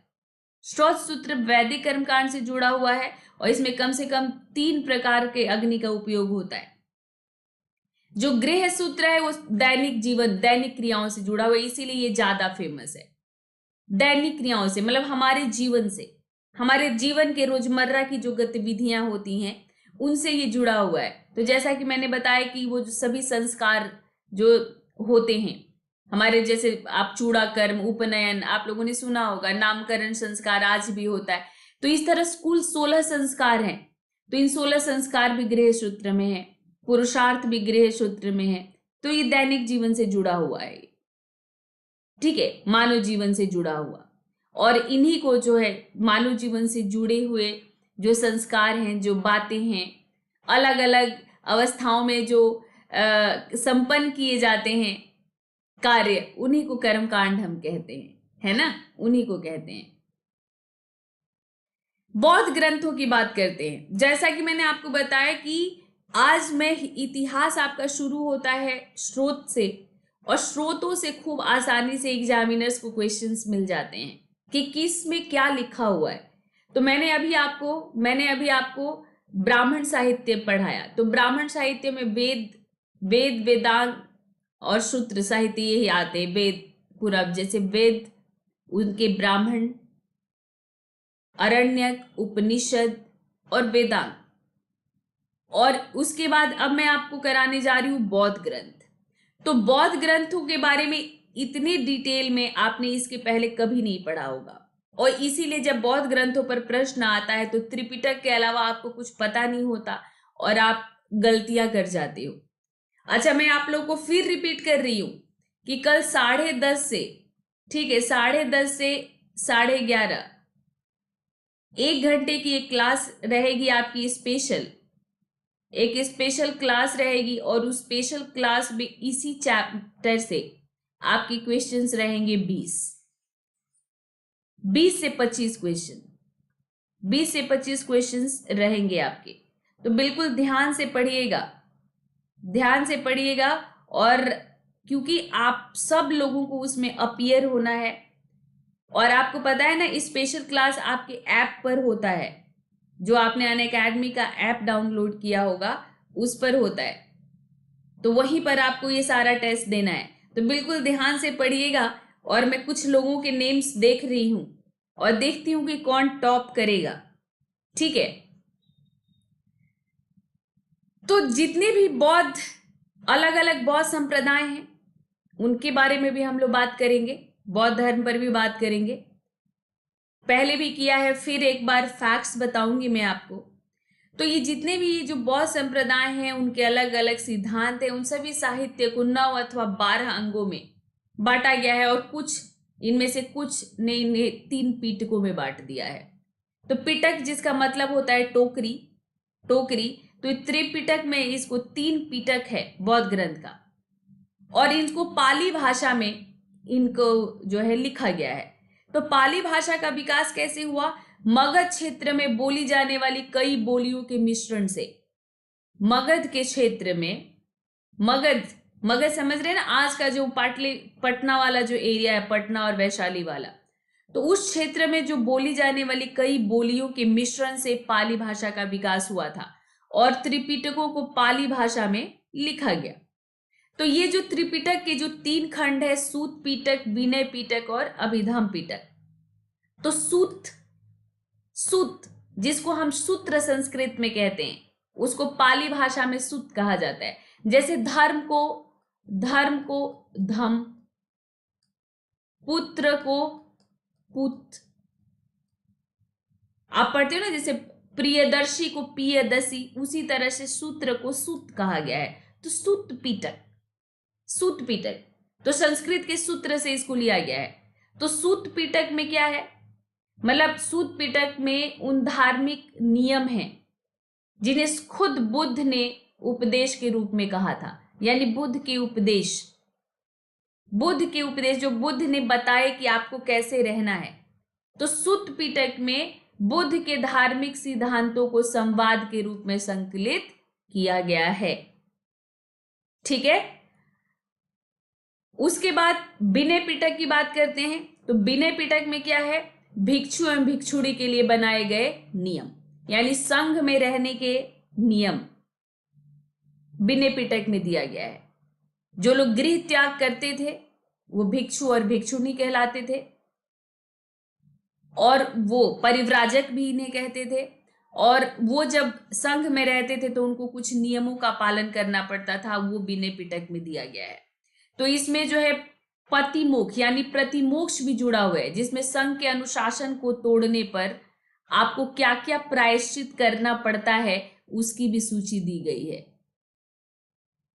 आपको संघ के नियम के अनुसार ही आपको संघ में रहना होता था, और अगर आप संघ के नियम को तोड़ते थे तो आपको प्रायश्चित करना पड़ता था। तो ये सभी चीजें विनय पिटक में दिया गया है। अभिधम पिटक को बाद में जोड़ा गया। कहा जाता है कि विनय पिटक और सूत पिटक को द्वितीय बौद्ध संगीति में इनका वाचन किया गया था, यानी इसका संकलन किया गया था, पर अभिधम पिटक को बाद में जोड़ा गया। तो अभिधम पिटक में, सूत पिटक में जितने भी सिद्धांत हैं, वर्णित सिद्धांत, उसके अनुशीलन के लिए आवश्यक सूचियों के साथ, सारांश के साथ प्रश्नोत्तरी का समावेश किया गया है इस पे। तो कुछ लोग कहते हैं कि अभिधम पिटक में क्या है, दर्शन, क्योंकि प्रश्नोत्तरी के साथ है ये, तो उसमें जो है दर्शन, बौद्ध का इसको दर्शन कह देते हैं। तो त्रिपिटक को बाद में इसको उपखंडों में विभाजित किया गया। जो 3 पिटक है, सूत पिटक, अभिधम पिटक, विनय पिटक, इन तीनों पिटकों को बाद में उपखंडों में विभाजित किया गया और इनको क्या कहा गया, निकाय। तो निकाय किसे कहा गया, अगर आपसे ये प्रश्न पूछा जाता है कि निकाय क्या है, तो त्रिपिटकों के उपखंड हैं, जिन्हें क्या कहा गया, उन्हें कहा गया निकाय। क्लास के बाद मैं इसे भेज दूंगी आप लोगों को, निकाय कहा गया। ठीक है। तो ये जो निकाय हैं कितने हैं, तो सूत पिटक में 5 निकाय हैं। सूत पिटक में 5 निकाय हैं, कृदिध, मध्यम निकाय, संयुक्त निकाय, अंगुत्तर निकाय और खुद्दक निकाय। तो ये जो अंगुत्तर निकाय है, इसमें 16 महाजनपदों का वर्णन किया गया है, 16 महाजनपदों का। तो निकाय क्या है, त्रिपिटकों को उपखंडों में विभाजित किया गया। तो यानी त्रिपिटकों के जो खंड हैं, वो अलग अलग वॉल्यूम्स हैं, उसको निकाय कहा गया। तो कृदिध निकाय, मध्यम निकाय, संयुक्त निकाय, अंगुत्तर निकाय, खुद्दक निकाय, सूत पिटक के 5 निकाय हैं, सूत पिटक के। तो बुद्ध के पूर्व जन्मों से जुड़ी जो जातक कथाएं हैं, वो खुद्दक निकाय की 15 पुस्तकों में से एक है। जो आप पढ़ते हो ना जातक कथाएं, बिल्कुल एकदम प्रीलिम्स के अकॉर्डिंग है, प्रीलिम्स के। यहां से खूब आराम से प्रीलिम्स के क्वेश्चंस बनते हैं। तो खुद्दक निकाय जो कि सूत पिटक का एक उपखंड है, तो उस खुद्दक निकाय में जो है आप उसी का एक भाग है जातक कथाएं। जातक कथाएं उसी का एक भाग है, ठीक है। तो आप याद रखिएगा कि जातक कथाएं जो कि बुद्ध के पूर्व जन्म से जुड़ी हुई हैं, वो खुद्दक निकाय की 15 पुस्तकों में से एक है, और जिसको तीसरी शताब्दी बीसी में इसको लिपिबद्ध किया गया था। मिलता नहीं है ये सब इंफॉर्मेशन जल्दी। तो और खुद्दक निकाय में धम्मपद है, खुद्दक निकाय में धम्मपद है, जो कहा जाता है कि जो उसने जो अशोक का धम्म है, तो वो राहुलोवाद सूत्र से लिया गया है, खुद्दक निकाय के राहुलोवाद सूत्र धम्मपद से, ठीक है। तो इसमें जो है उसके बाद एक थेरी गाथा आ जाता है, मतलब खुद्दक निकाय में नैतिक उपदेशों का पद्यात्मक संकलन है। थेरी गाथा यानी भिक्षुओं, बौद्ध भिक्षुणियों के द्वारा लिखी गई। थेर गाथा का मतलब होता है भिक्षुओं के गीत, और थेरी गाथा का मतलब होता है भिक्षुड़ियों के गीत। तो थेर और थेरी कहे गए भिक्षु और भिक्षुड़ियों को। अगर इस बार पूछ दिया जाए तो गलती मत करना, इस बार आपसे परिव्राजक पूछा गया था, उपासक पूछा गया था, आपने गलत किया। अगर आपसे थेर और थेरी पूछा जाता है तो गलती मत करना। थेर भिक्षुओं को कहा गया और थेरी भिक्षुड़ियों को कहा गया। तो थेरी गाथा में वो महिलाएं जिन्होंने संन्यास ले लिया, जिन्होंने निर्वाण प्राप्त कर लिया, उनके लिखे हुए गीत किसमें है? थेरी गाथा में है, थेरी गाथा, ठीक है। तो उसको थेरी गाथा कहा गया। द्वितीय बौद्ध संगीति में जैसा कि मैंने कहा था कि सूत पिटक और विनय पिटक का पाठ किया गया था। बौद्ध साहित्य में एक मिलिंद पन्हो आ जाता है। मिलिंद पन्हो बहुत अधिक प्रसिद्ध है, तो मिलिंद पन्हो तो आप भूलेंगे नहीं। इंडो ग्रीक शासक मिनांडर और बौद्ध भिक्षु नागसेन के बीच दार्शनिक प्रश्नोत्तरी है, वार्तालाप है, जिसको हम मिलिंद पन्हो कहते हैं। इसी तरह बुद्ध के उपदेशों से जुड़ी हुई पुस्तक है नेतिगंध या नेति प्रकरण। ये आपके लिए नया है। नेतिगंध या नेति प्रकरण निम्नलिखित में से किस धर्म से जुड़ा हुआ ग्रंथ है? जैन धर्म या बौद्ध धर्म? तो ये बौद्ध धर्म से जुड़ा हुआ ग्रंथ है, और इसमें बुद्ध के उपदेश है। इसमें क्या है? बुद्ध के उपदेश हैं। श्रीलंका की पाली बौद्ध रचनाओं में दीपवंश, दीपवंश ये 4वीं-5वीं शताब्दी में लिखा गया, और महावंश भी 5वीं शताब्दी में लिखा गया। इससे हमें श्रीलंका के इतिहास के बारे में पता चलता है, और इसी से हमें ये भी पता चलता है कि अशोक ने बौद्ध धर्म के प्रचार करने के लिए अपने पुत्र और पुत्री को श्रीलंका भेजा था। तो कुछ ऐतिहासिक बातें पता चलती हैं, कुछ हमें मिथकीय बातें हमें पता चलती हैं दीपवंश और महावंश से। तो इसमें बुद्ध के जीवन की कथा, बौद्ध संगीतियां, मौर्य सम्राट अशोक, श्रीलंका के राजवंश, किस तरह से बौद्ध धर्म का श्रीलंका में आगमन हुआ, इन सब का वर्णन हमें दीपवंश और महावंश से पता चलता है, जो कि पाली भाषा में लिखा गया है। इसी तरह एक किताब है ललित विस्तार। ये 1ली-2री शताब्दी में इसकी रचना हुई है, ललित विस्तार। इसमें भी बुद्ध के जीवन की कथा और धार्मिक संस्करण उपलब्ध है इसका। ये सर्वस्तिवाद संप्रदाय का है, और ये सर्वस्तिवाद आपको बताया था मैंने कि ये हीनयान से निकला है। ये सर्वस्तिवाद का होते हुए भी महायान मत से ये बहुत प्रभावित है, ये रचना ललित विस्तार। तो आपको अब जैसा कि आपने पढ़ा होगा, और आगे मैं ही आपको फैक्ट्स में ही पढ़ाऊंगी कि बौद्ध धर्म की कई शाखाएं हो गई थी, लेकिन मुख्य शाखा थी हीनयान और महायान। तो स्थविर और महासंघिक, सबसे पहले ये बटे स्थविर और महासंघिक में, और बाद में महासंघिकों से ही महायान हो जाता है। स्थविर से हीनयान का होता है, तो हीनयान से ही सर्वस्तिवाद जुड़ा हुआ है। तो सर्वस्तिवाद संप्रदाय का है ललित विस्तार। लेकिन ये महायान मत से भी काफी प्रभावित है ये। और ये जो रचना है ये संस्कृत और प्राकृत भाषा, संस्कृत मिश्रित प्राकृत भाषा में ये लिखी गई है। तो जैसा कि आप पढ़ेंगे बाद में कि महायानियों ने संस्कृत भाषा का प्रयोग किया, लेकिन जो हीनयानी थे तो सभी हीनयान धर्म के सभी ग्रंथ पाली भाषा में लिखे गए, क्योंकि शुरू में जो बौद्ध ग्रंथ सभी के सभी जो है पाली भाषा में लिखे गए थे। ठीक है, एक और आपको मैं फैक्ट दे रही हूं कि जैसे किसी का जो जीवन चरित्र होता है, जैसे कोई भिक्षु या भिक्षुड़ी का या किसी का भी, किसी धार्मिक व्यक्ति का जो जीवन चरित्र हम लिखते हैं उसको हम हेजियोग्राफी कहते हैं। उसको क्या कहते हैं? हेजियोग्राफी कहते हैं उसको। तो इसी तरह की एक हेजियोग्राफी है बुद्ध चरित्र। बुद्ध चरित्र, और ये आप सब लोगों में, मतलब अभी जितने लोग भी लाइव हैं, मुझे लगता है कि आप लोगों में 70% लोगों को ये पता होगा कि ये बुद्ध चरित्र अश्वघोष ने लिखा है और संस्कृत में लिखा है। तो इसमें जो है संस्कृत में जो लिखे हुए बौद्ध साहित्य हैं उसमें अश्वघोष का बुद्ध चरित्र और जो अवदान साहित्य हैं वो प्रमुख हैं।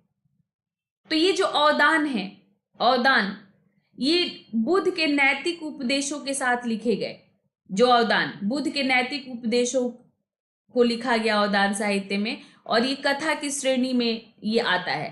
तो जैसे दिव्यावदान, इसमें दिव्यावदान एक प्रमुख है। दिव्यावदान में बुद्ध और मौर्य सम्राट अशोक से जुड़ी हुई कथाएं संकलित है। ठीक है,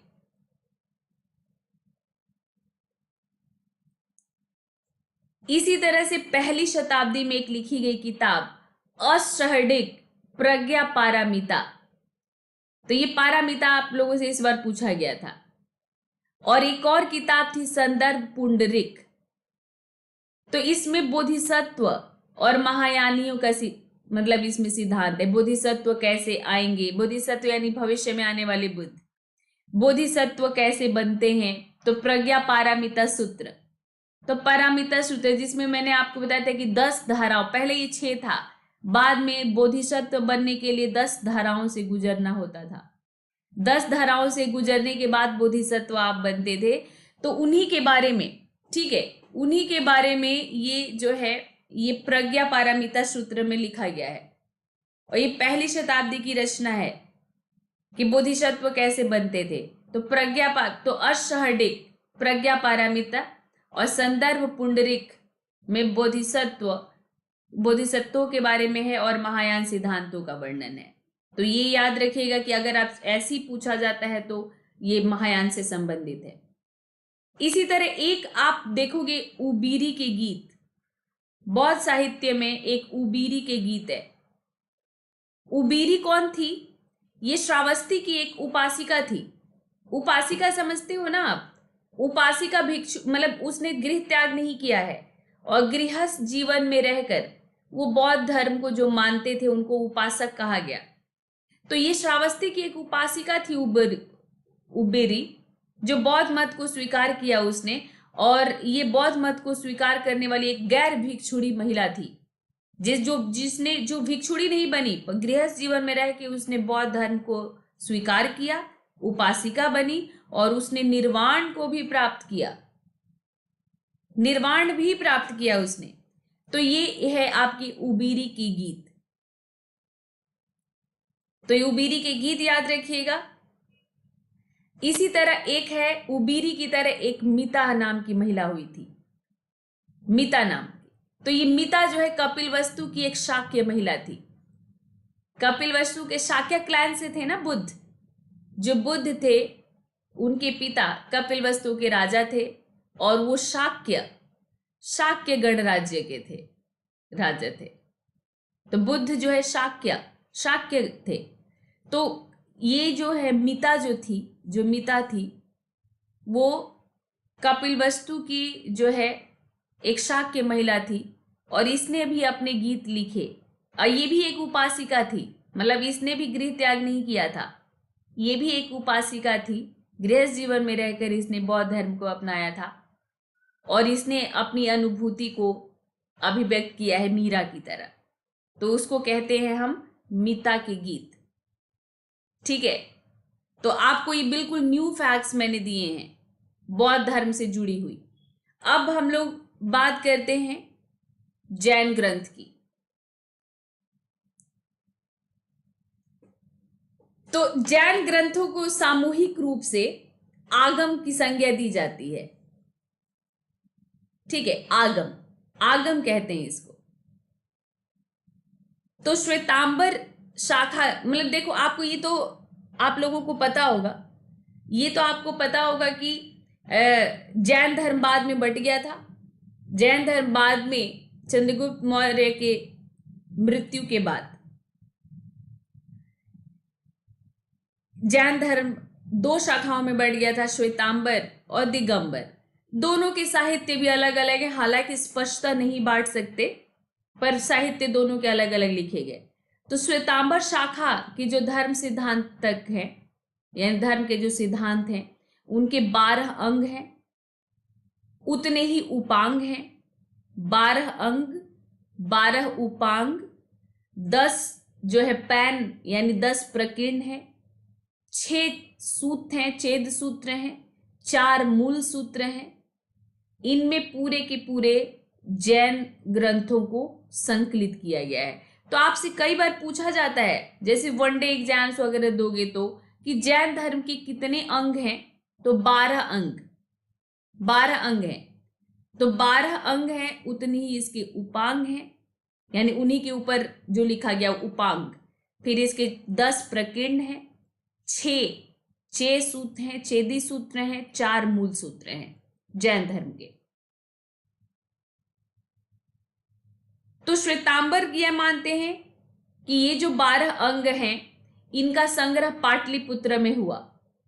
मतलब पाटलिपुत्र में एक जैन संगीति हुई थी। कहा, माना यह जाता है कि पहली जैन संगीति पाटलिपुत्र में हुई थी और दूसरी जैन संगीति वल्लभी में हुई थी। तो वल्लभी का बिल्कुल प्रमाणिक है, पाटलिपुत्र में थोड़ा सा प्रमाण की कमी है, तो वो उस पर थोड़ा संदेह रहता है। पर श्वेतांबर ये मानते हैं कि पाटलिपुत्र में इन अंगों का संग्रह हुआ था और बाकी सभी जितने भी जैन साहित्य हैं, उन सब का संग्रह कहाँ हुआ था? गुजरात के वल्लभी में।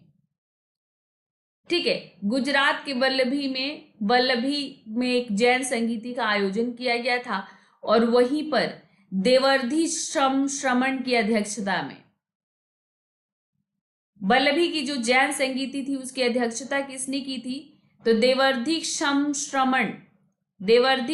श्रमण ने अध्यक्षता की थी वल्लभी के संगीति की, और उन्हीं की अध्यक्षता में सभी जैन साहित्यों को लिपिबद्ध किया गया था। ठीक है, तो बहुत सी इन पे मौलिक ग्रंथों पर बहुत सी टीकाएं भी लिखी गई हैं। जो 12 अंग लिखे गए उस पर बहुत सी टीकाएं भी लिखी गई हैं। तो उनमें जैसे एक निजुक्ति है, जिसको हम निर्युक्ति कहते हैं।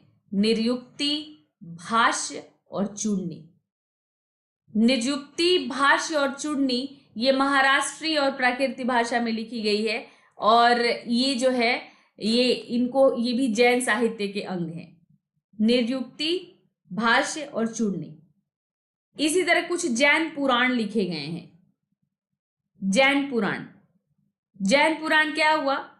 ये मतलब जो श्वेतांबर हैं इनको चरित कहते हैं, जैन चरित, यानी जो तीर्थांकर हुए थे, तीर्थांकरों का जीवन चरित है, जिसे जैन पुराण कहा जाता है। तो मैंने कहा ना कि जब भी किसी का जीवन चरित लिखा जाता है उसको हम हेजियोग्राफी कहते हैं। हेजियोग्राफी यानी संतों के का जो चरित होता है उसको जो लिखा जाता है उसको हेजियोग्राफी कहते हैं। तो यही जैन पुराण है, जैन पुराण। तो इन जैन पुराणों में जैसे अब ये हेमचंद्र सूरी ने लिखा, ठीक है, मतलब इसमें जैसे कई तरह के जो है कई लोगों ने इस तरह के पुराण लिखे हैं। तो इसी तरह जैसे एक हरिवंश पुराण है। तो हरिवंश पुराण में जैन जैसे हरि के बारे में लिखा गया है और इसके साथ साथ उनके साथ साथ आपको कौरवों को के बारे में, पांडवों के बारे में, कृष्ण के बारे में, बलराम के बारे में, इनको भी आप जैन संस्करण में देख सकते हो। हरिवंश पुराण में इनकी भी चर्चा आ जाती है। इसी तरह जीनसेन और गुणभद्र, ये भी जैन संत थे। जीनसेन और गुणभद्र ने ये एक लिखा किताब त्रिषष्ठी लक्षण महापुराण, त्रिषष्ठी लक्षण महापुराण लिखा उन्होंने। तो इसमें जो है जन, संत, राजाओं, नायकों, इन सब की कथाएं इसमें है। हेमचंद्र ने लिखा, इनको हेमचंद्र सूरी भी कहते हैं। हेमचंद्र सूरी ने लिखा परिशिष्ट पर्वन। इससे हमें मौर्य वंश के इतिहास का पता चलता है हमें स्पष्ट। तो इन्होंने भी जितने जैन संत थे उनके इतिहास लिखे हैं। राजनीतिक इतिहास पर भी प्रकाश पड़ता ही है। जैसा कि मैंने कहा कि मौर्य वंश के बारे में जानने का एक प्रमाणिक स्रोत है हेमचंद्र का परिशिष्ट पर्वन, और ये एक जैन साहित्य है। तो आप यहां पर सबका ही राइटर का नाम याद रखेंगे और किसमें क्या मिलता है वो याद रखेंगे आप। अब बात करते हैं संगम साहित्य की। मैं आज साहित्य पे ही बात कर रही हूं आपसे, साहित्यिक स्रोतों पर बात कर रही हूं जिसके आधार पर हमने इतिहास गढ़ा है, प्राचीन इतिहास को। तो संगम साहित्य अभी उसको अब तमिल साहित्य कहते हैं। उस समय जो संगम साहित्य कहलाता था उसको अब हम तमिल साहित्य कहते हैं। तो अब हम तमिल साहित्य, संगम साहित्य की बात करने जा रहे हैं। समझ में आ रहा है ना आप लोगों को? बिल्कुल, मेगास्थनीज के बारे में भी बताऊंगी। मैं साहित्य बता रही हूं आपको, तो मैं साहित्य के बारे में आपको मैं सब बताऊंगी।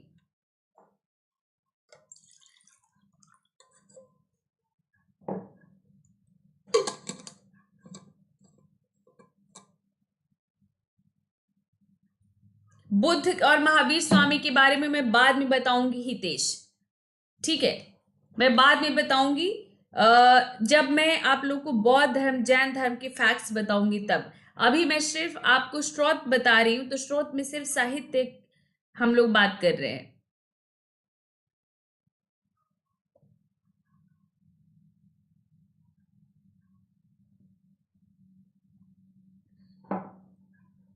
तो आप लोग भी पानी वानी पी लीजिए।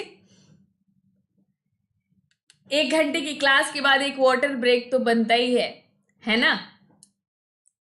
तो संगम साहित्य, तो आपको पता है कि तमिल कवियों का जो सम्मेलन हुआ उसको हम संगम कहते हैं। कुछ लोग इसको मिथक मानते हैं, कुछ लोग इसको सच मानते हैं। लेकिन बहुत सारे लोगों का ये कहना है कि ये सम्मेलन हुए थे, क्योंकि हमें उस समय की जो किताबें हैं उन किताबों से हमें ये पता चलता है, ठीक है? उस समय की किताबों से हमें ये पता चलता है कि ऐसा हुआ था। तो इसमें जो सम्मेलन जो हुए थे, इनमें जो पहला जो 3 तमिल कवियों का जो 3 सम्मेलन हुआ था उसको पहला माना जाता है कि 4440 वर्ष पूर्व मदुरै में हुआ था। जो दूसरा है 3700 वर्ष पूर्व कपाटपुरम में हुआ था, कपाटपुरम में। और तीसरा वापस 1850 वर्ष पूर्व मदुरै में ही संपन्न हुआ था। तो इस तरह से तीन सम्मेलन हुए थे, ठीक है? पहला मदुरै, दूसरा कपाटपुरम और तीसरा फिर वापस मदुरै में। इनमें जो है क्या क्या लिखा गया, तो एक को ये यहां से क्वेश्चन आता है, याद रखिएगा। ए तू तो कई ये 8 पद्यों का संग्रह है। मतलब जैसे 8 पद्य का 8 संग्रह है, इसको हम कहते हैं ए तू तो कोई।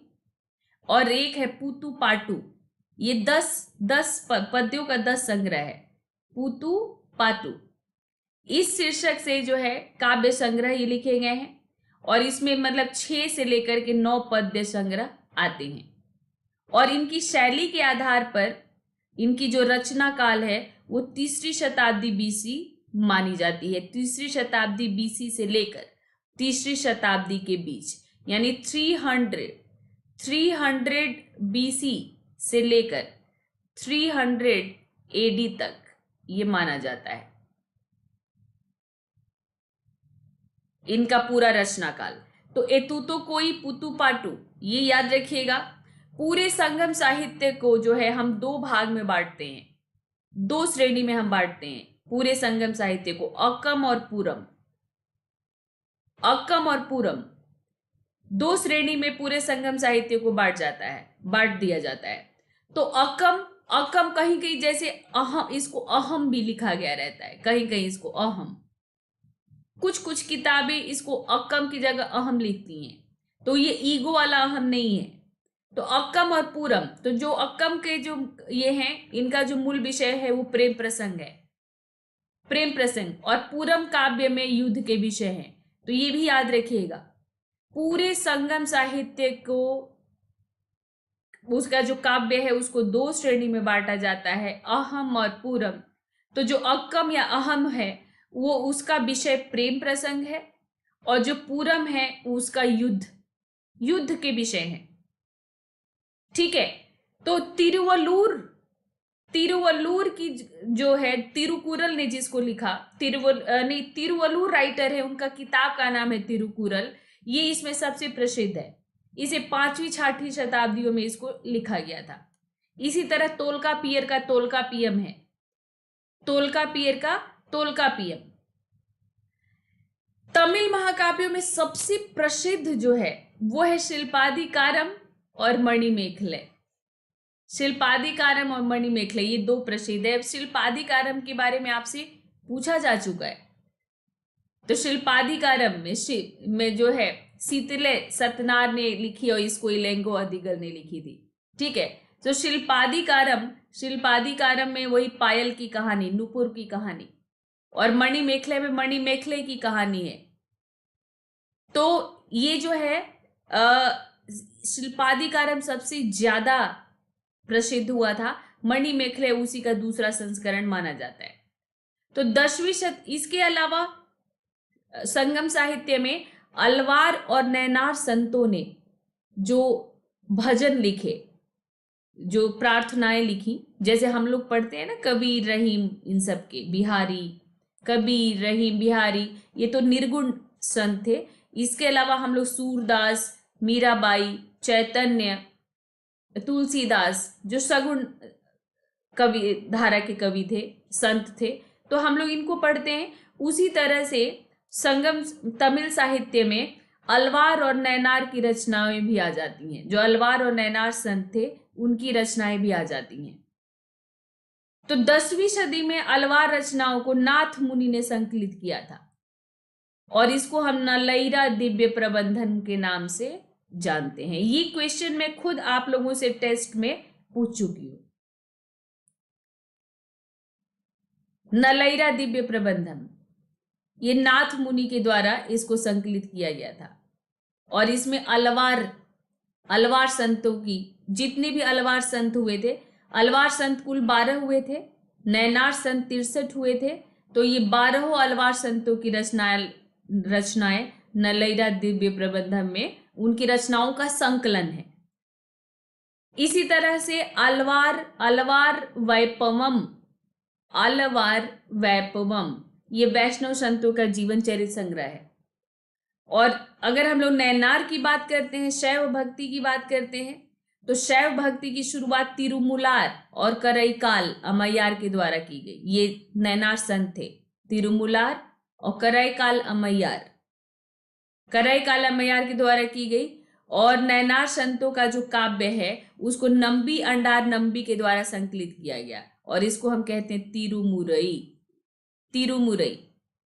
तेवरम और तिरुवाचकम भी इन्हीं का है, तेवरम और तिरुवाचकम, और उसी तरह से ये एक है तिरुमुरई। तो तेवरम और तिरुवाचकम, इसके बारे में आपकी एनसीईआरटी ही बात करती है, आपकी एनसीईआरटी में दी गई है, क्लास 7th की एनसीईआरटी में दी गई है इनके बारे में।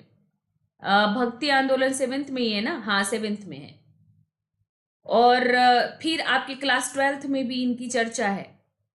तिरुमुरई भी इसी तरह का एक संग्रह है नैनार संतों का। तो ये थोड़ा मुश्किल होता है याद करना, लेकिन इसको आप ध्यान से वो करेंगे तो याद हो जाएगा आपको। तो नंबी नंबी ने इसका संकलन किया था, जो नैनार संत थे नंबी, उन्होंने इसका संकलन किया था। और नंबी ने ही संतों के चरित पर तिरुतोंडार तिरुवंतति नामक एक ग्रंथ भी लिखा था। और इन्हीं लोगों का जो है, इन्हीं नैनारों का ही एक और ग्रंथ है तमिल संतों का। नैनार कुल 63 थे ना, तो इन्हीं संतों का एक और, मतलब इनका जीवन चरित, इनकी रचनाओं का संग्रह है कृपेरिय पुराणम। कृपेरिय पुराणम। तो कृपेरिय पुराणम आपको वर्ड इसलिए अजीब लग रहा होगा क्योंकि ये तमिल भाषा में है। इसी तरह राम कथा को भी लिखा गया तमिल भाषा में। राम कथा के कई संस्करण है तमिल, कई तमिल संस्करण है। इनमें सबसे प्रसिद्ध है कंबन की लिखी हुई इरामावतारम। इसको तमिल रामायण कहा जाता है। इरामावतारम ये तमिल रामायण है जिसको कंबन ने लिखा।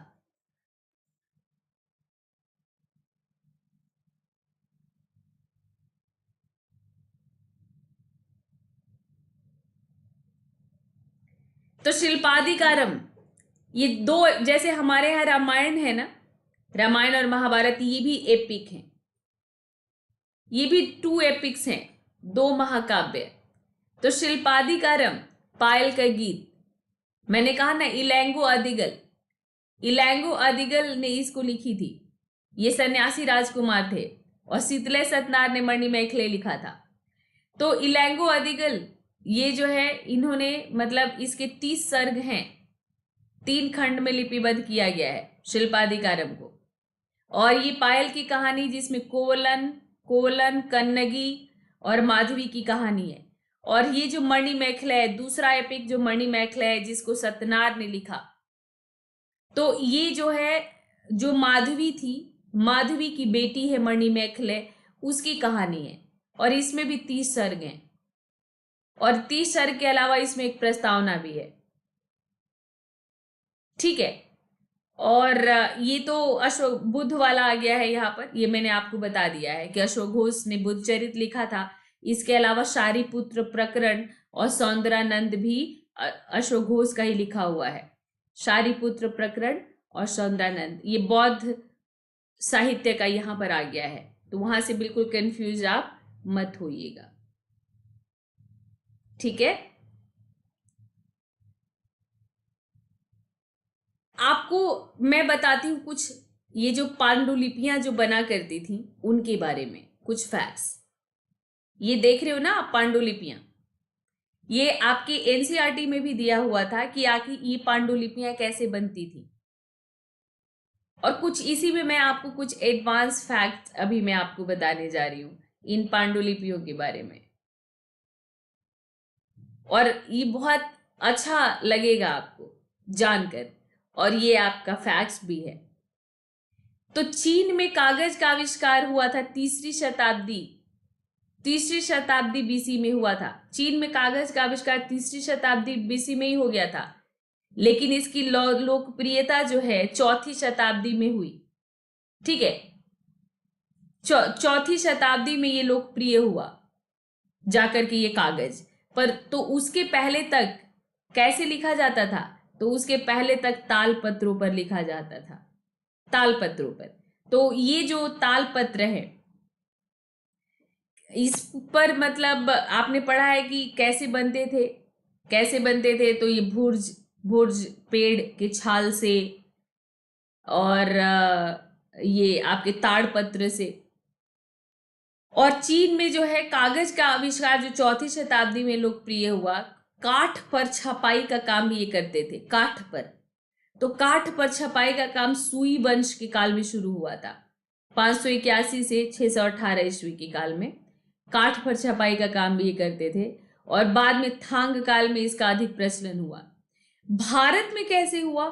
तो भारत में लेखन के लिए जो है पारंपरिक सामग्रियों का उपयोग कई शताब्दियों तक जारी रहा। चीन में तो इसी समय से मतलब आप देख रहे हैं कि चीन में 3री शताब्दी बीसी में कागज का आविष्कार हो गया है, पर लोकप्रिय 4ठी शताब्दी में हुआ। काठ पर छपाई का काम भी कर रहे हैं, पर भारत में पारंपरिक सामग्रियों का उपयोग हुआ। तो पारंपरिक सामग्रियों में वही जैसा कि मैंने आपको बताया कि ताड़पत्र, ठीक है, ताड़पत्र, ताम्रपत्र, ताम्रपत्र पर लिखा गया। तो पांडुलिपियों का जो निर्माण किया जाता था उस विधि को संस्कृत में तालपत्र कहते हैं और तमिल में ओलई कहते हैं। तो यही फैक्ट मुझे बताना था आपको। आपने क्लास 6 में पढ़ा है कि पांडुलिपियों का निर्माण कैसे होता था। तो भुर्ज वृक्ष के छाल से और ताड़पत्रों पर उनको सुखाकर उस पर लिखा जाता था। तो ये जो निर्माण विधि थी उसको संस्कृत में तालपत्र कहते हैं और तमिल में इसको ओलई कहते हैं। ओलई, याद रखिएगा, संस्कृत में इसको तालपत्र कहते हैं और तमिल में इसको ओलई कहते हैं। तो जितने भी इसके पहले मैंने ये क्यों आपको बताया कि इसके पहले आपने जितने भी साहित्य पढ़े वो साहित्य आपको इन्हीं पर मिलते हैं, इन्हीं तालपत्रों पर मिलते हैं। अभी तक आपने जितना भी ब्राह्मण साहित्य पढ़ा, बौद्ध साहित्य, जैन साहित्य, ये जितने भी हमें मिलते हैं ना, हमें जितने भी मिलते हैं ये सब हम लोगों को तालपत्रों पर मिलते हैं। तो तालपत्र ऐसे बनाए जाते थे। अब कुछ धर्मेतर साहित्य की बात कर लेते हैं। बहुत सारे मतलब नॉन रिलीजियस लिटरेचर भी हैं जिनसे हमें उस समय के बारे में पता चलता है। तो यहाँ पर आपको कुछ नहीं करना है, केवल आपको ये जानना है कि किस बुक को किसने लिखा और उस ग्रंथ से किस वंश के बारे में, किस शासन काल के बारे में हमें जानकारी मिलती है। तो पाणिनि की अष्टाध्यायी, इससे मौर्य काल से पूर्व के भारत की जानकारी मिलती है, मतलब मौर्य काल से उस तरफ की। तो पाणिनि कहा जाता है कि महाजन पदों के समय में पाणिनि हुए थे और उसी समय इन्होंने अपनी किताब अष्टाध्यायी लिखी थी। तो यानी मौर्य काल से पहले की सारी जानकारी हमें पाणिनि के अष्टाध्यायी से मिलती है। इसी तरह से विशाखदत्त का मुद्रा राक्षस है। विशाखदत्त का मुद्रा राक्षस, सोमदेव का कथा सरित सागर, क्षेमेंद्र की बृहद कथा मंजरी, इससे हमें मौर्य काल के बारे में पता चलता है। तो विशाखदत्त का मुद्रा राक्षस, सोमदेव का कथा सरित सागर और क्षेमेंद्र का बृहद कथा मंजरी, इससे हमें मौर्य काल की घटनाओं के बारे में हमें जानकारी मिलती है। तो ये मौर्य काल के बारे में जानने के समृद्ध स्रोत हैं। कौटिल्य का जो अर्थशास्त्र है, कौटिल्य के अर्थशास्त्र के कुछ अध्यायों से भी हमें मौर्य शासन के आदर्श और पद्धति का पता चलता है। ये भी एक प्रमुख स्रोत तो है ही। कामंदक का नीतिसार, कामंदक जो कि एक राइटर हैं और इनकी किताब का नाम है नीतिसार। ये 400 से 600 ईस्वी से गुप्तकालीन राज्य तंत्र पर प्रकाश पड़ता है हमें। तो कामंदक के नीतिसार से हमें किसके बारे में पता चलता है? तो गुप्त काल के बारे में। इसी तरह सोमदेव सूरी जो कि एक जैन लेखक हैं, इनकी जो है सोमदेव सूरी का एक किताब है नीति वाक्यामृत। ये 10वीं सदी ईस्वी के अंत तक का ये माना जाता है। इसको अर्थशास्त्र के लेवल का ग्रंथ माना जाता है। इसको जो है अर्थशास्त्र की कोटि का ही ग्रंथ इसको माना जाता है। पतंजलि का महाभाष्य और कालिदास का मालविका अग्निमित्र। तो पतंजलि जिसको आप मानते हैं कि पुष्यमित्र शुंग के दरबार में थे और अग्निमित्र पुष्यमित्र शुंग का ही पुत्र था। तो इन दोनों किताबों से हमें शुंग वंश के इतिहास के बारे में पता चलता है। महाभाष्य, पतंजलि का महाभाष्य और कालिदास का मालविका अग्निमित्रम से। किसने लिखा है और किस किताब से किस वंश के बारे में पता चलता है, यही आपके लिए इंपॉर्टेंट है। और कभी कभी आप लोगों से कहानी भी, एग्जामिनर का मन करता है तो कहानी भी पूछ लेता है। जैसे मृच्छकटिकम का कहानी पूछा जा चुका है आपसे, मिट्टी का खिलौना गाड़ी। मृच्छकटिकम, ये एक्चुअली जो मृच्छकटिकम है, जो मिट्टी का खिलौना गाड़ी है, ये इस पर फिल्म भी बन चुकी है। शायद इसीलिए एग्जामिनर का मन कर गया होगा और उसने पूछ लिया होगा आप लोगों से। कालिदास की एक और किताब है रघुवंशम। रघुवंशम, तो रघुवंशम से समुद्रगुप्त के दिग्विजय की झलक मिलती है हमें, मतलब समुद्रगुप्त के विजय, समुद्रगुप्त ने जो विजय किया था, उत्तर विजय दक्षिण विजय, तो उससे हमें समुद्रगुप्त के उससे विजय के बारे में हमें रघुवंशम से पता चलता है। सोमदेव का जो कथा सरित सागर है और बृहद कथा मंजरी क्षेमेंद्र का, जिसे हमें मौर्य के काल के बारे में भी पता चलता है, इन्हीं से हमें एक राजा विक्रमादित्य के बारे में भी पता चलता है कि ये विक्रमादित्य एक राजा था और ये इतना बहादुर था, इतना महान शासक हुआ कि बाद के कई शासकों ने इसी उपाधि के रूप में विक्रमादित्य को धारण किया था। तो उस वो ही शासक विक्रमादित्य, ठीक है, विक्रमादित्य के बारे में हमें कथा सरित सागर और बृहद कथा मंजरी से पता चलता है। और शूद्रक का मृच्छकटिकम, मृच्छकटिकम नाटक के बारे में आपकी यूपीएससी पूछ चुकी है 2014-15 में। तो शूद्रक ने लिखा है मृच्छकटिकम और दंडी ने लिखा है दश कुमार चरित। इससे हमें तत्कालीन समाज का सुंदर चित्रण मिलता है। तो मृच्छकटिकम की कहानी आपसे पूछ दी गई थी। तो हम लोग कई बार इतने डिटेल में नहीं जाते क्योंकि एक एक किताब की कहानी अगर आप लोग पढ़ोगे तो थोड़ा सा वो टाइम ज्यादा लग जाता है, पर आपसे कब क्या पूछा जाएगा ये भी आपको पता नहीं है। तो ये जो है, इसमें एक मृच्छकटिकम में उस नगर की जो नगर वधू होती है, जो गणिका होती है वो, और वहां पर एक व्यापारी है, उसके बीच की कहानी है मृच्छकटिकम में। और दश कुमार चरित में एक राजकुमार की कहानी है, ठीक है। इसी तरह से जो है बाण भट्ट की हर्षचरित है। देखो यहां पर आपका थोड़ा सा फॉन्ट कटेगा। बाण भट्ट का हर्षचरित, तो हर्षचरित तो आपको पता है। और गौड़वोह में जो है वाकपति ने गौड़वोह में कनौज के शासक यशोवर्मा के बारे में लिखा है। बिल्हड़ का विक्रमांक देव चरित है, बिल्हड़ का विक्रमांक देव चरित है, ठीक है। तो बिल्हड़ ने जो विक्रमांक देव चरित लिखा है उसमें कल्याणी के परवर्ती चालुक्यों के बारे में, विक्रमादित्य की उपलब्धियों के बारे में लिखा गया है। संध्याकर नंदी ने रामचरित लिखा और ये बंगाली में लिखा, मतलब ये बंगाल के शासक रामपाल के जीवन की कथा है। रामचरित जो है संध्याकर नंदी की, वो उसमें राम की कहानी नहीं है, इसमें बंगाल के शासक रामपाल, पाल वंश के शासक रामपाल की जीवन कथा है। और इसी तरह जय सिंह ने कुमारपाल चरित लिखा और हेमचंद्र ने दवैश्य काव्य लिखा है इसमें, ठीक है। और पदम गुप्त का है नवसहांक चरित। ये आप लोगों को थोड़ा सा प्रॉब्लम हो रही होगी, यहां पर थोड़ा सा कट रहा है, तो ये बाद में जैसे इसको वो किया गया, ये आई डोंट नो, मैं पूछूंगी अपने कंटेंट टीम से कि इसको ऐसे क्यों कर दिया। तो पदम गुप्त ने नवसहांक चरित में लिखा है। और इसी तरह से जयानक ने पृथ्वीराज विजय लिखा।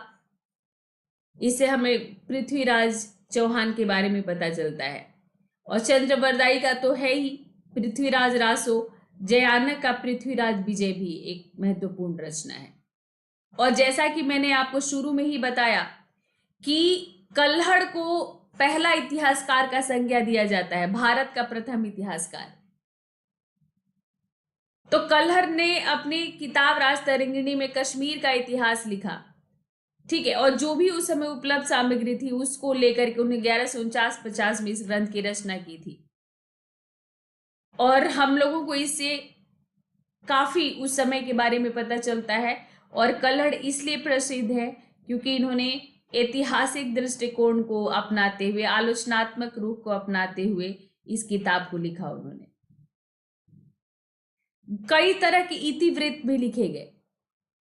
तो इतिवृत्त मतलब शुरू से लेकर लास्ट तक किसी के बारे में जो लिखा गया उसमें बहुत सारे, जैसे रासमाला है सोमेश्वर, ठीक है, रासमाला है सोमेश्वर ने मतलब लिखा कीर्ति कौमुदी, सोमेश्वर की कीर्ति कौमुदी है। मेरुतुंग का प्रबंध चिंतामणि है।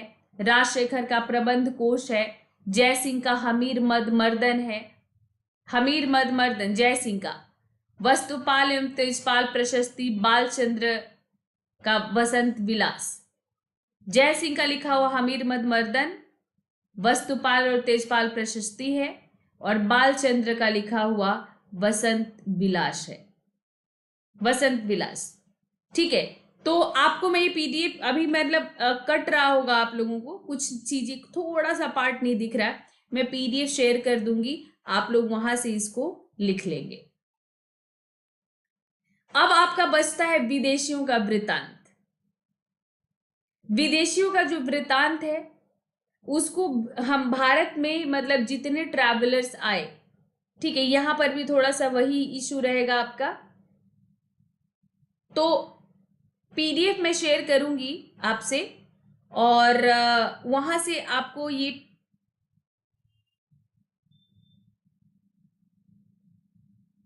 पता चल जाएगा कि जो भी कटा रहेगा, बाकी मैं अभी एक्सप्लेन कर रही हूं। तो जो विदेशियों का वृत्तांत था, मतलब भारत में जो ट्रैवलर्स आए, जो यात्री आए, उन्होंने अपने मतलब भारत के बारे में लिखा अपने ट्रैवल डायरी में, अपनी यात्रा वृत्तांत में। तो इसमें जो है आपका मतलब यूनान और रोम के लेखक, दूसरे में आ जाते हैं चीन के लेखक, और तीसरे में आ जाते हैं अरब के लेखक। इनको 3 वर्ग में बांटा गया है। तो सबसे पहले हम लोग बात करते हैं यूनान और रोम के लेखकों के बारे में। तो इसमें जैसे सब कहते हैं इतिहास का पिता हेरोडोटस को कहते हैं, हेरोडोटस को, जिन्होंने हिस्टोरिका लिखी। तो यूनान और रोम के लेखकों में सबसे प्राचीन हेरोडोटस और टीसीएस के ही वृत्तांत हैं। सिकंदर के साथ कुछ भारत लेखक आए थे, उसमें नियार्कस, आनिसिक्रिटस, अरिस्टोबुलस, इनका वर्णन है। पर इसमें सबसे प्रमुख है इंडिका, जो मेगास्थनीज ने लिखी। तो इंडिका अब अपने मूल रूप में उपलब्ध नहीं है, ठीक है, मूल रूप में इंडिका उपलब्ध नहीं है। तो इसलिए इंडिका के बारे में हमें कैसे पता चलता है कि मेगास्थनीज ने क्या लिखा था? इंडिका के अंशों को बाकी लेखकों ने अपने अपनी किताबों में लिखा है, तो उससे हमें पता चलता है कि मेगास्थनीज ने ये लिखा था। इसी में एक बहुत प्रमुख किताब है पेरिप्लस ऑफ द एरिथ्रियन सी। इस लेखक ने अपना नाम ही नहीं लिखा है। तो हम मतलब इसने सारी चीजें लिख दी हैं। इसने 80 ईस्वी के लगभग भारतीय समुद्र तट की यात्रा की, और भारत के बारे में जो चीज लिखा है इसने, मतलब भारत के बंदरगाहों से किस चीज का आयात किया जाता है, किस चीज का निर्यात किया जाता है, इसके बारे में उसने लिखा। पर उसने अपना नाम नहीं लिखा, और ये किताब बहुत अच्छी है, ये किताब बहुत अच्छी है, पेरिप्लस ऑफ द एरिथ्रियन सी। तो अज्ञात लेखक कहते हैं। टॉलेमी ने लिखा ज्योग्राफी का, ठीक है, तो याद रखिएगा इसमें भारत का भौगोलिक वर्णन है। तो टॉलेमी ने क्या लिखा? ज्योग्राफी का, और इसमें भारत का भौगोलिक वर्णन है। भारत की उस समय क्लाइमेट कैसा है, जलवायु कैसा है, ये सब टॉलेमी ने अपने ज्योग्राफिका में लिखा है। प्लिनी की जो किताब है, प्लिनी की, उसका नाम है नेचुरल हिस्टोरिका, नेचुरल हिस्ट्री। कहीं कहीं आप पढ़ोगे नेचुरल हिस्ट्री। तो इसने ये किताब जो है लैटिन भाषा में। तो प्लिनी की किताब है नेचुरल हिस्टोरिका, टॉलेमी की किताब है ज्योग्राफिका। तो जो नेचुरल हिस्ट्री इसने लिखा है प्लिनी ने, उसमें उसने भारतीय पशु, पौधों के बारे में, यहाँ के खनिज संसाधन के बारे में उसने काफी इसमें वर्णन किया है। ये पहले में हमने देखा यूनान और रोम के लेखक। दूसरे कैटेगरी में चीनी यात्री आ जाते हैं। तो चीनी यात्रियों में आपको मालूम है कि फाह्यान जो है भारत में 5वीं शती में आया था, यानी चंद्रगुप्त द्वितीय के समय में। चंद्रगुप्त द्वितीय के समय में आया था और 14 साल इस भारत में रहा फाह्यान। और भारत में उस समय बौद्ध धर्म की स्थिति कैसी थी उसके बारे में इसने लिखा है। तो ह्वेनसांग उसके बाद आया, हर्षवर्धन के समय। तो ह्वेनसांग को श्वेतसांग, युआनच्वांग कई नामों से जाना जाता है। तो ये हर्ष के राज्यकाल में भारत आया। ये 16 वर्ष भारत में रहा।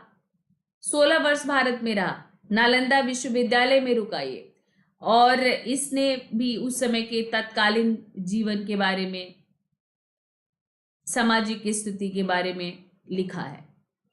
और 7वीं शताब्दी के अंत में आया इचिंग या इत्सिंग।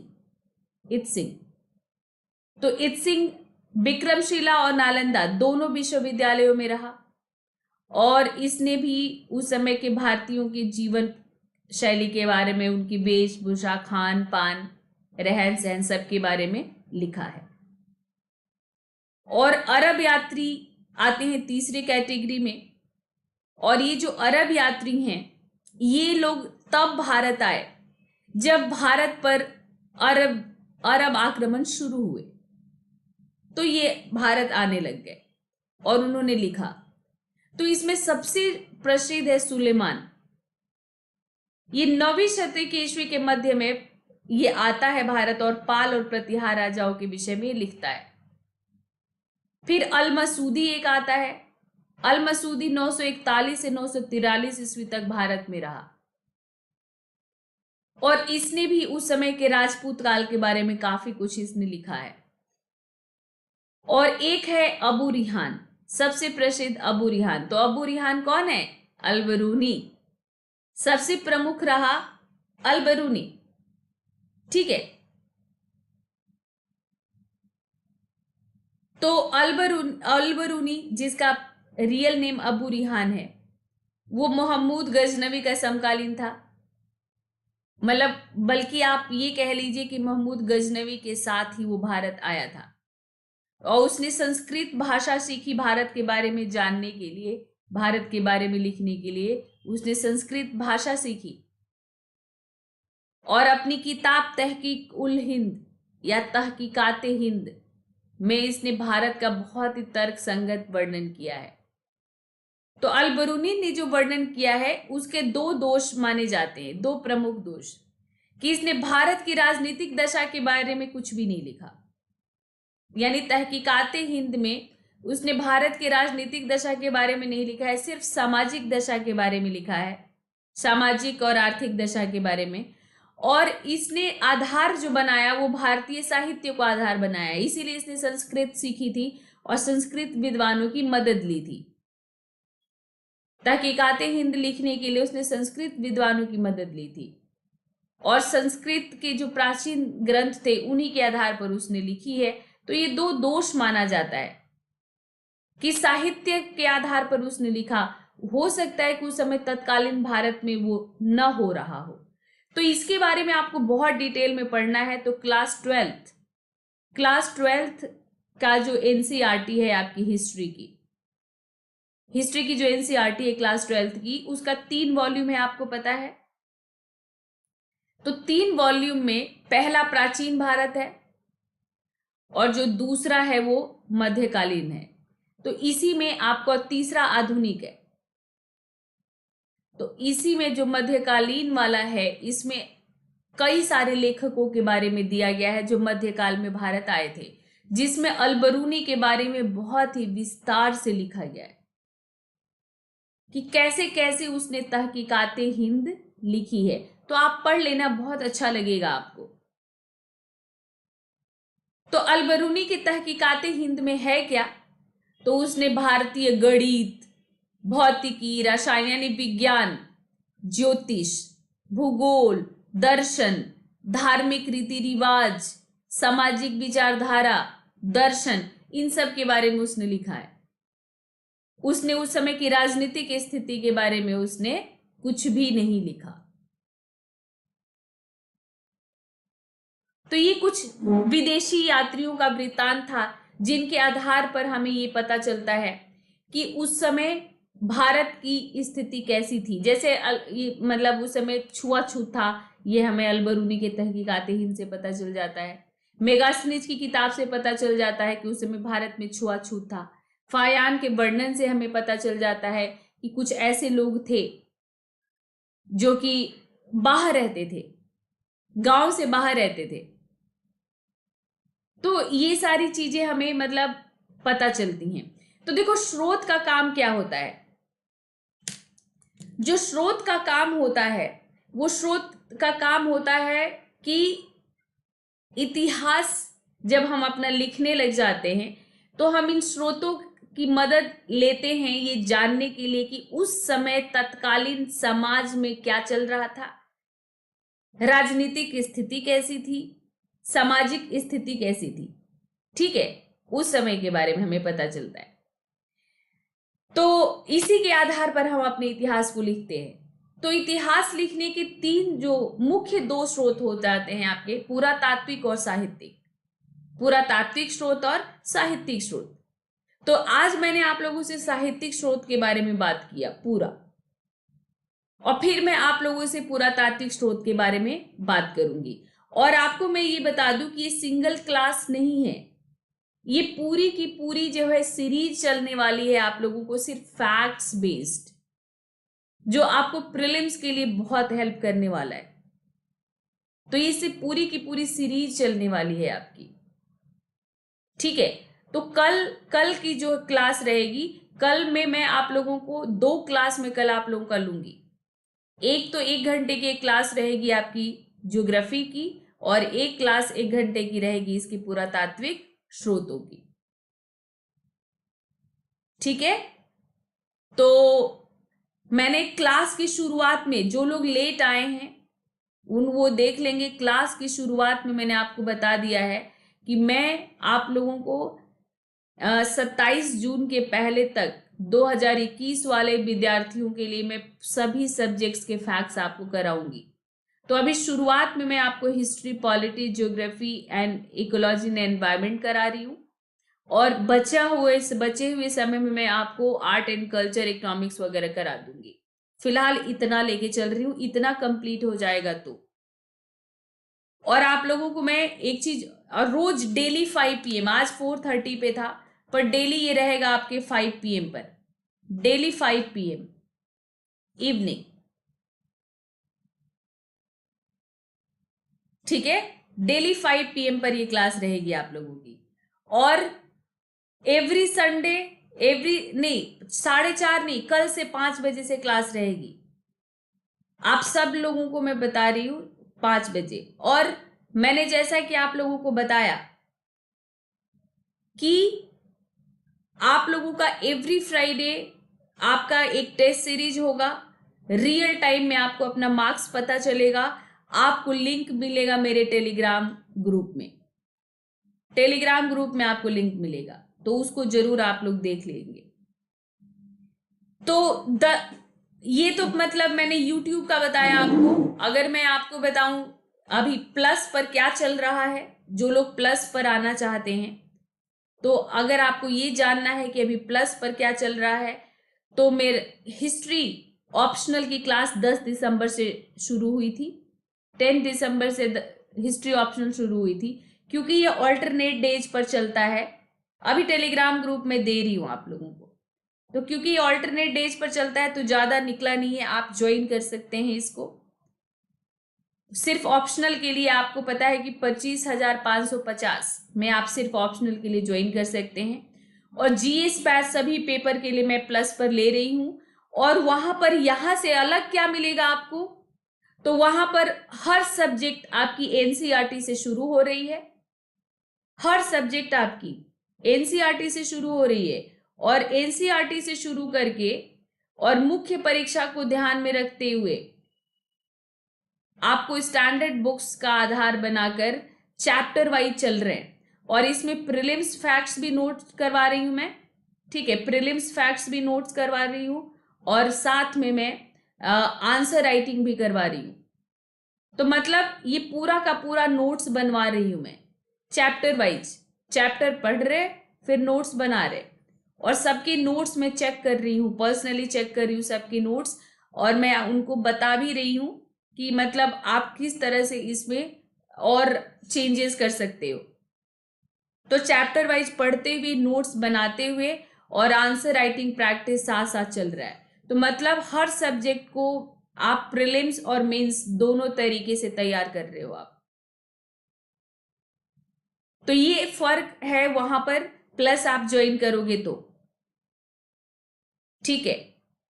तो जिनका भी ऑप्शनल हिस्ट्री और सोशियोलॉजी है वो मुझे मेरा कोड यूज करें, और आपको नोट्स के साथ, स्ट्रैटेजी के साथ कैसे याद करना है, कैसे लिखना है, आंसर राइटिंग प्रैक्टिस के साथ आंसर को चेक करते हुए, रिमार्क देते हुए आप तैयारी करेंगे मेरे साथ। तो रिंकू लाइव मेरा कोड है, और यहां पर टेलीग्राम लिंक मैं आपको बता देती हूं, रिंकू सिंह हिस्ट्री @ रिंकू सिंह हिस्ट्री, ठीक है, बिना स्पेस का लिखना है, और कोड है मेरा रिंकू लाइव मेरा कोड है। तो जिनको भी प्लस पर आना है, मेरे तरीके से आपको पढ़ना है, मेरे गाइडेंस में अगर आपको पढ़ना है तो आप रिंकू लाइव कोड यूज कीजिए। और चैनल हमारा नया है, आप चैनल को लाइक जरूर करो, सब्सक्राइब जरूर करो और शेयर जरूर करो। आपकी जितनी भी फ्रेंड्स हैं उन सबको शेयर करो, और सबको बोलो सब्सक्राइब करने के लिए। चैनल को अगर आप सब्सक्राइब करोगे तो आपको नोटिफिकेशन मिलेगा क्लास की। तो मान लो कि मैंने आपको कहा कि कल मैं आपको 5 बजे क्लास लेने वाली हूं, कुछ हो गया मान लो मेरे घर में, या मुझे अर्जेंटली कहीं जाना पड़ गया, तो फिर आपको नोटिफिकेशन कैसे मिलेगा कि टाइम चेंज हो गया है? तो अगर आप चैनल को सब्सक्राइब करोगे तो आपको नोटिफिकेशन मिलेगा। तो इस चैनल को आपको हिट करना है, इस चैनल के को बिल्कुल जो है आपको, मतलब मैं आपको टारगेट देती हूं कि 1 महीने में कम से कम इसके सब्सक्राइबर्स 1 लाख तक कराइए आप। तो बिल्कुल चैनल को लाइक और शेयर करते रहिए, सेशन को भी लाइक और शेयर करते रहिए। और अभी जस्ट इस क्लास के बाद मैं आप लोगों को अभी शेयर कर देती हूँ इस पीडीएफ को, ठीक है। तो चलिए फिर कल, अच्छा जाने से पहले मैं आपको बता दूं कि कल 10:30 से 11:30 आज जो अभी मैंने ये सेशन लिया है, इसी पर मैं कल आप लोगों का एमसीक्यू सेशन लेने वाली हूं। तो जितने लोगों ने भी ऐप डाउनलोड नहीं किया है वो ऐप जरूर डाउनलोड कर लें, ठीक है। तो चलिए फिर कल मिलते हैं। कल कल का जो सेशन रहेगा, कल के सेशन में 1 घंटा हम बात करेंगे स्टैटिक हिस्ट्री पर, और 1 घंटे की क्लास रहेगी ज्योग्राफी की, ठीक है। तो चलिए फिर, all the best, bye bye.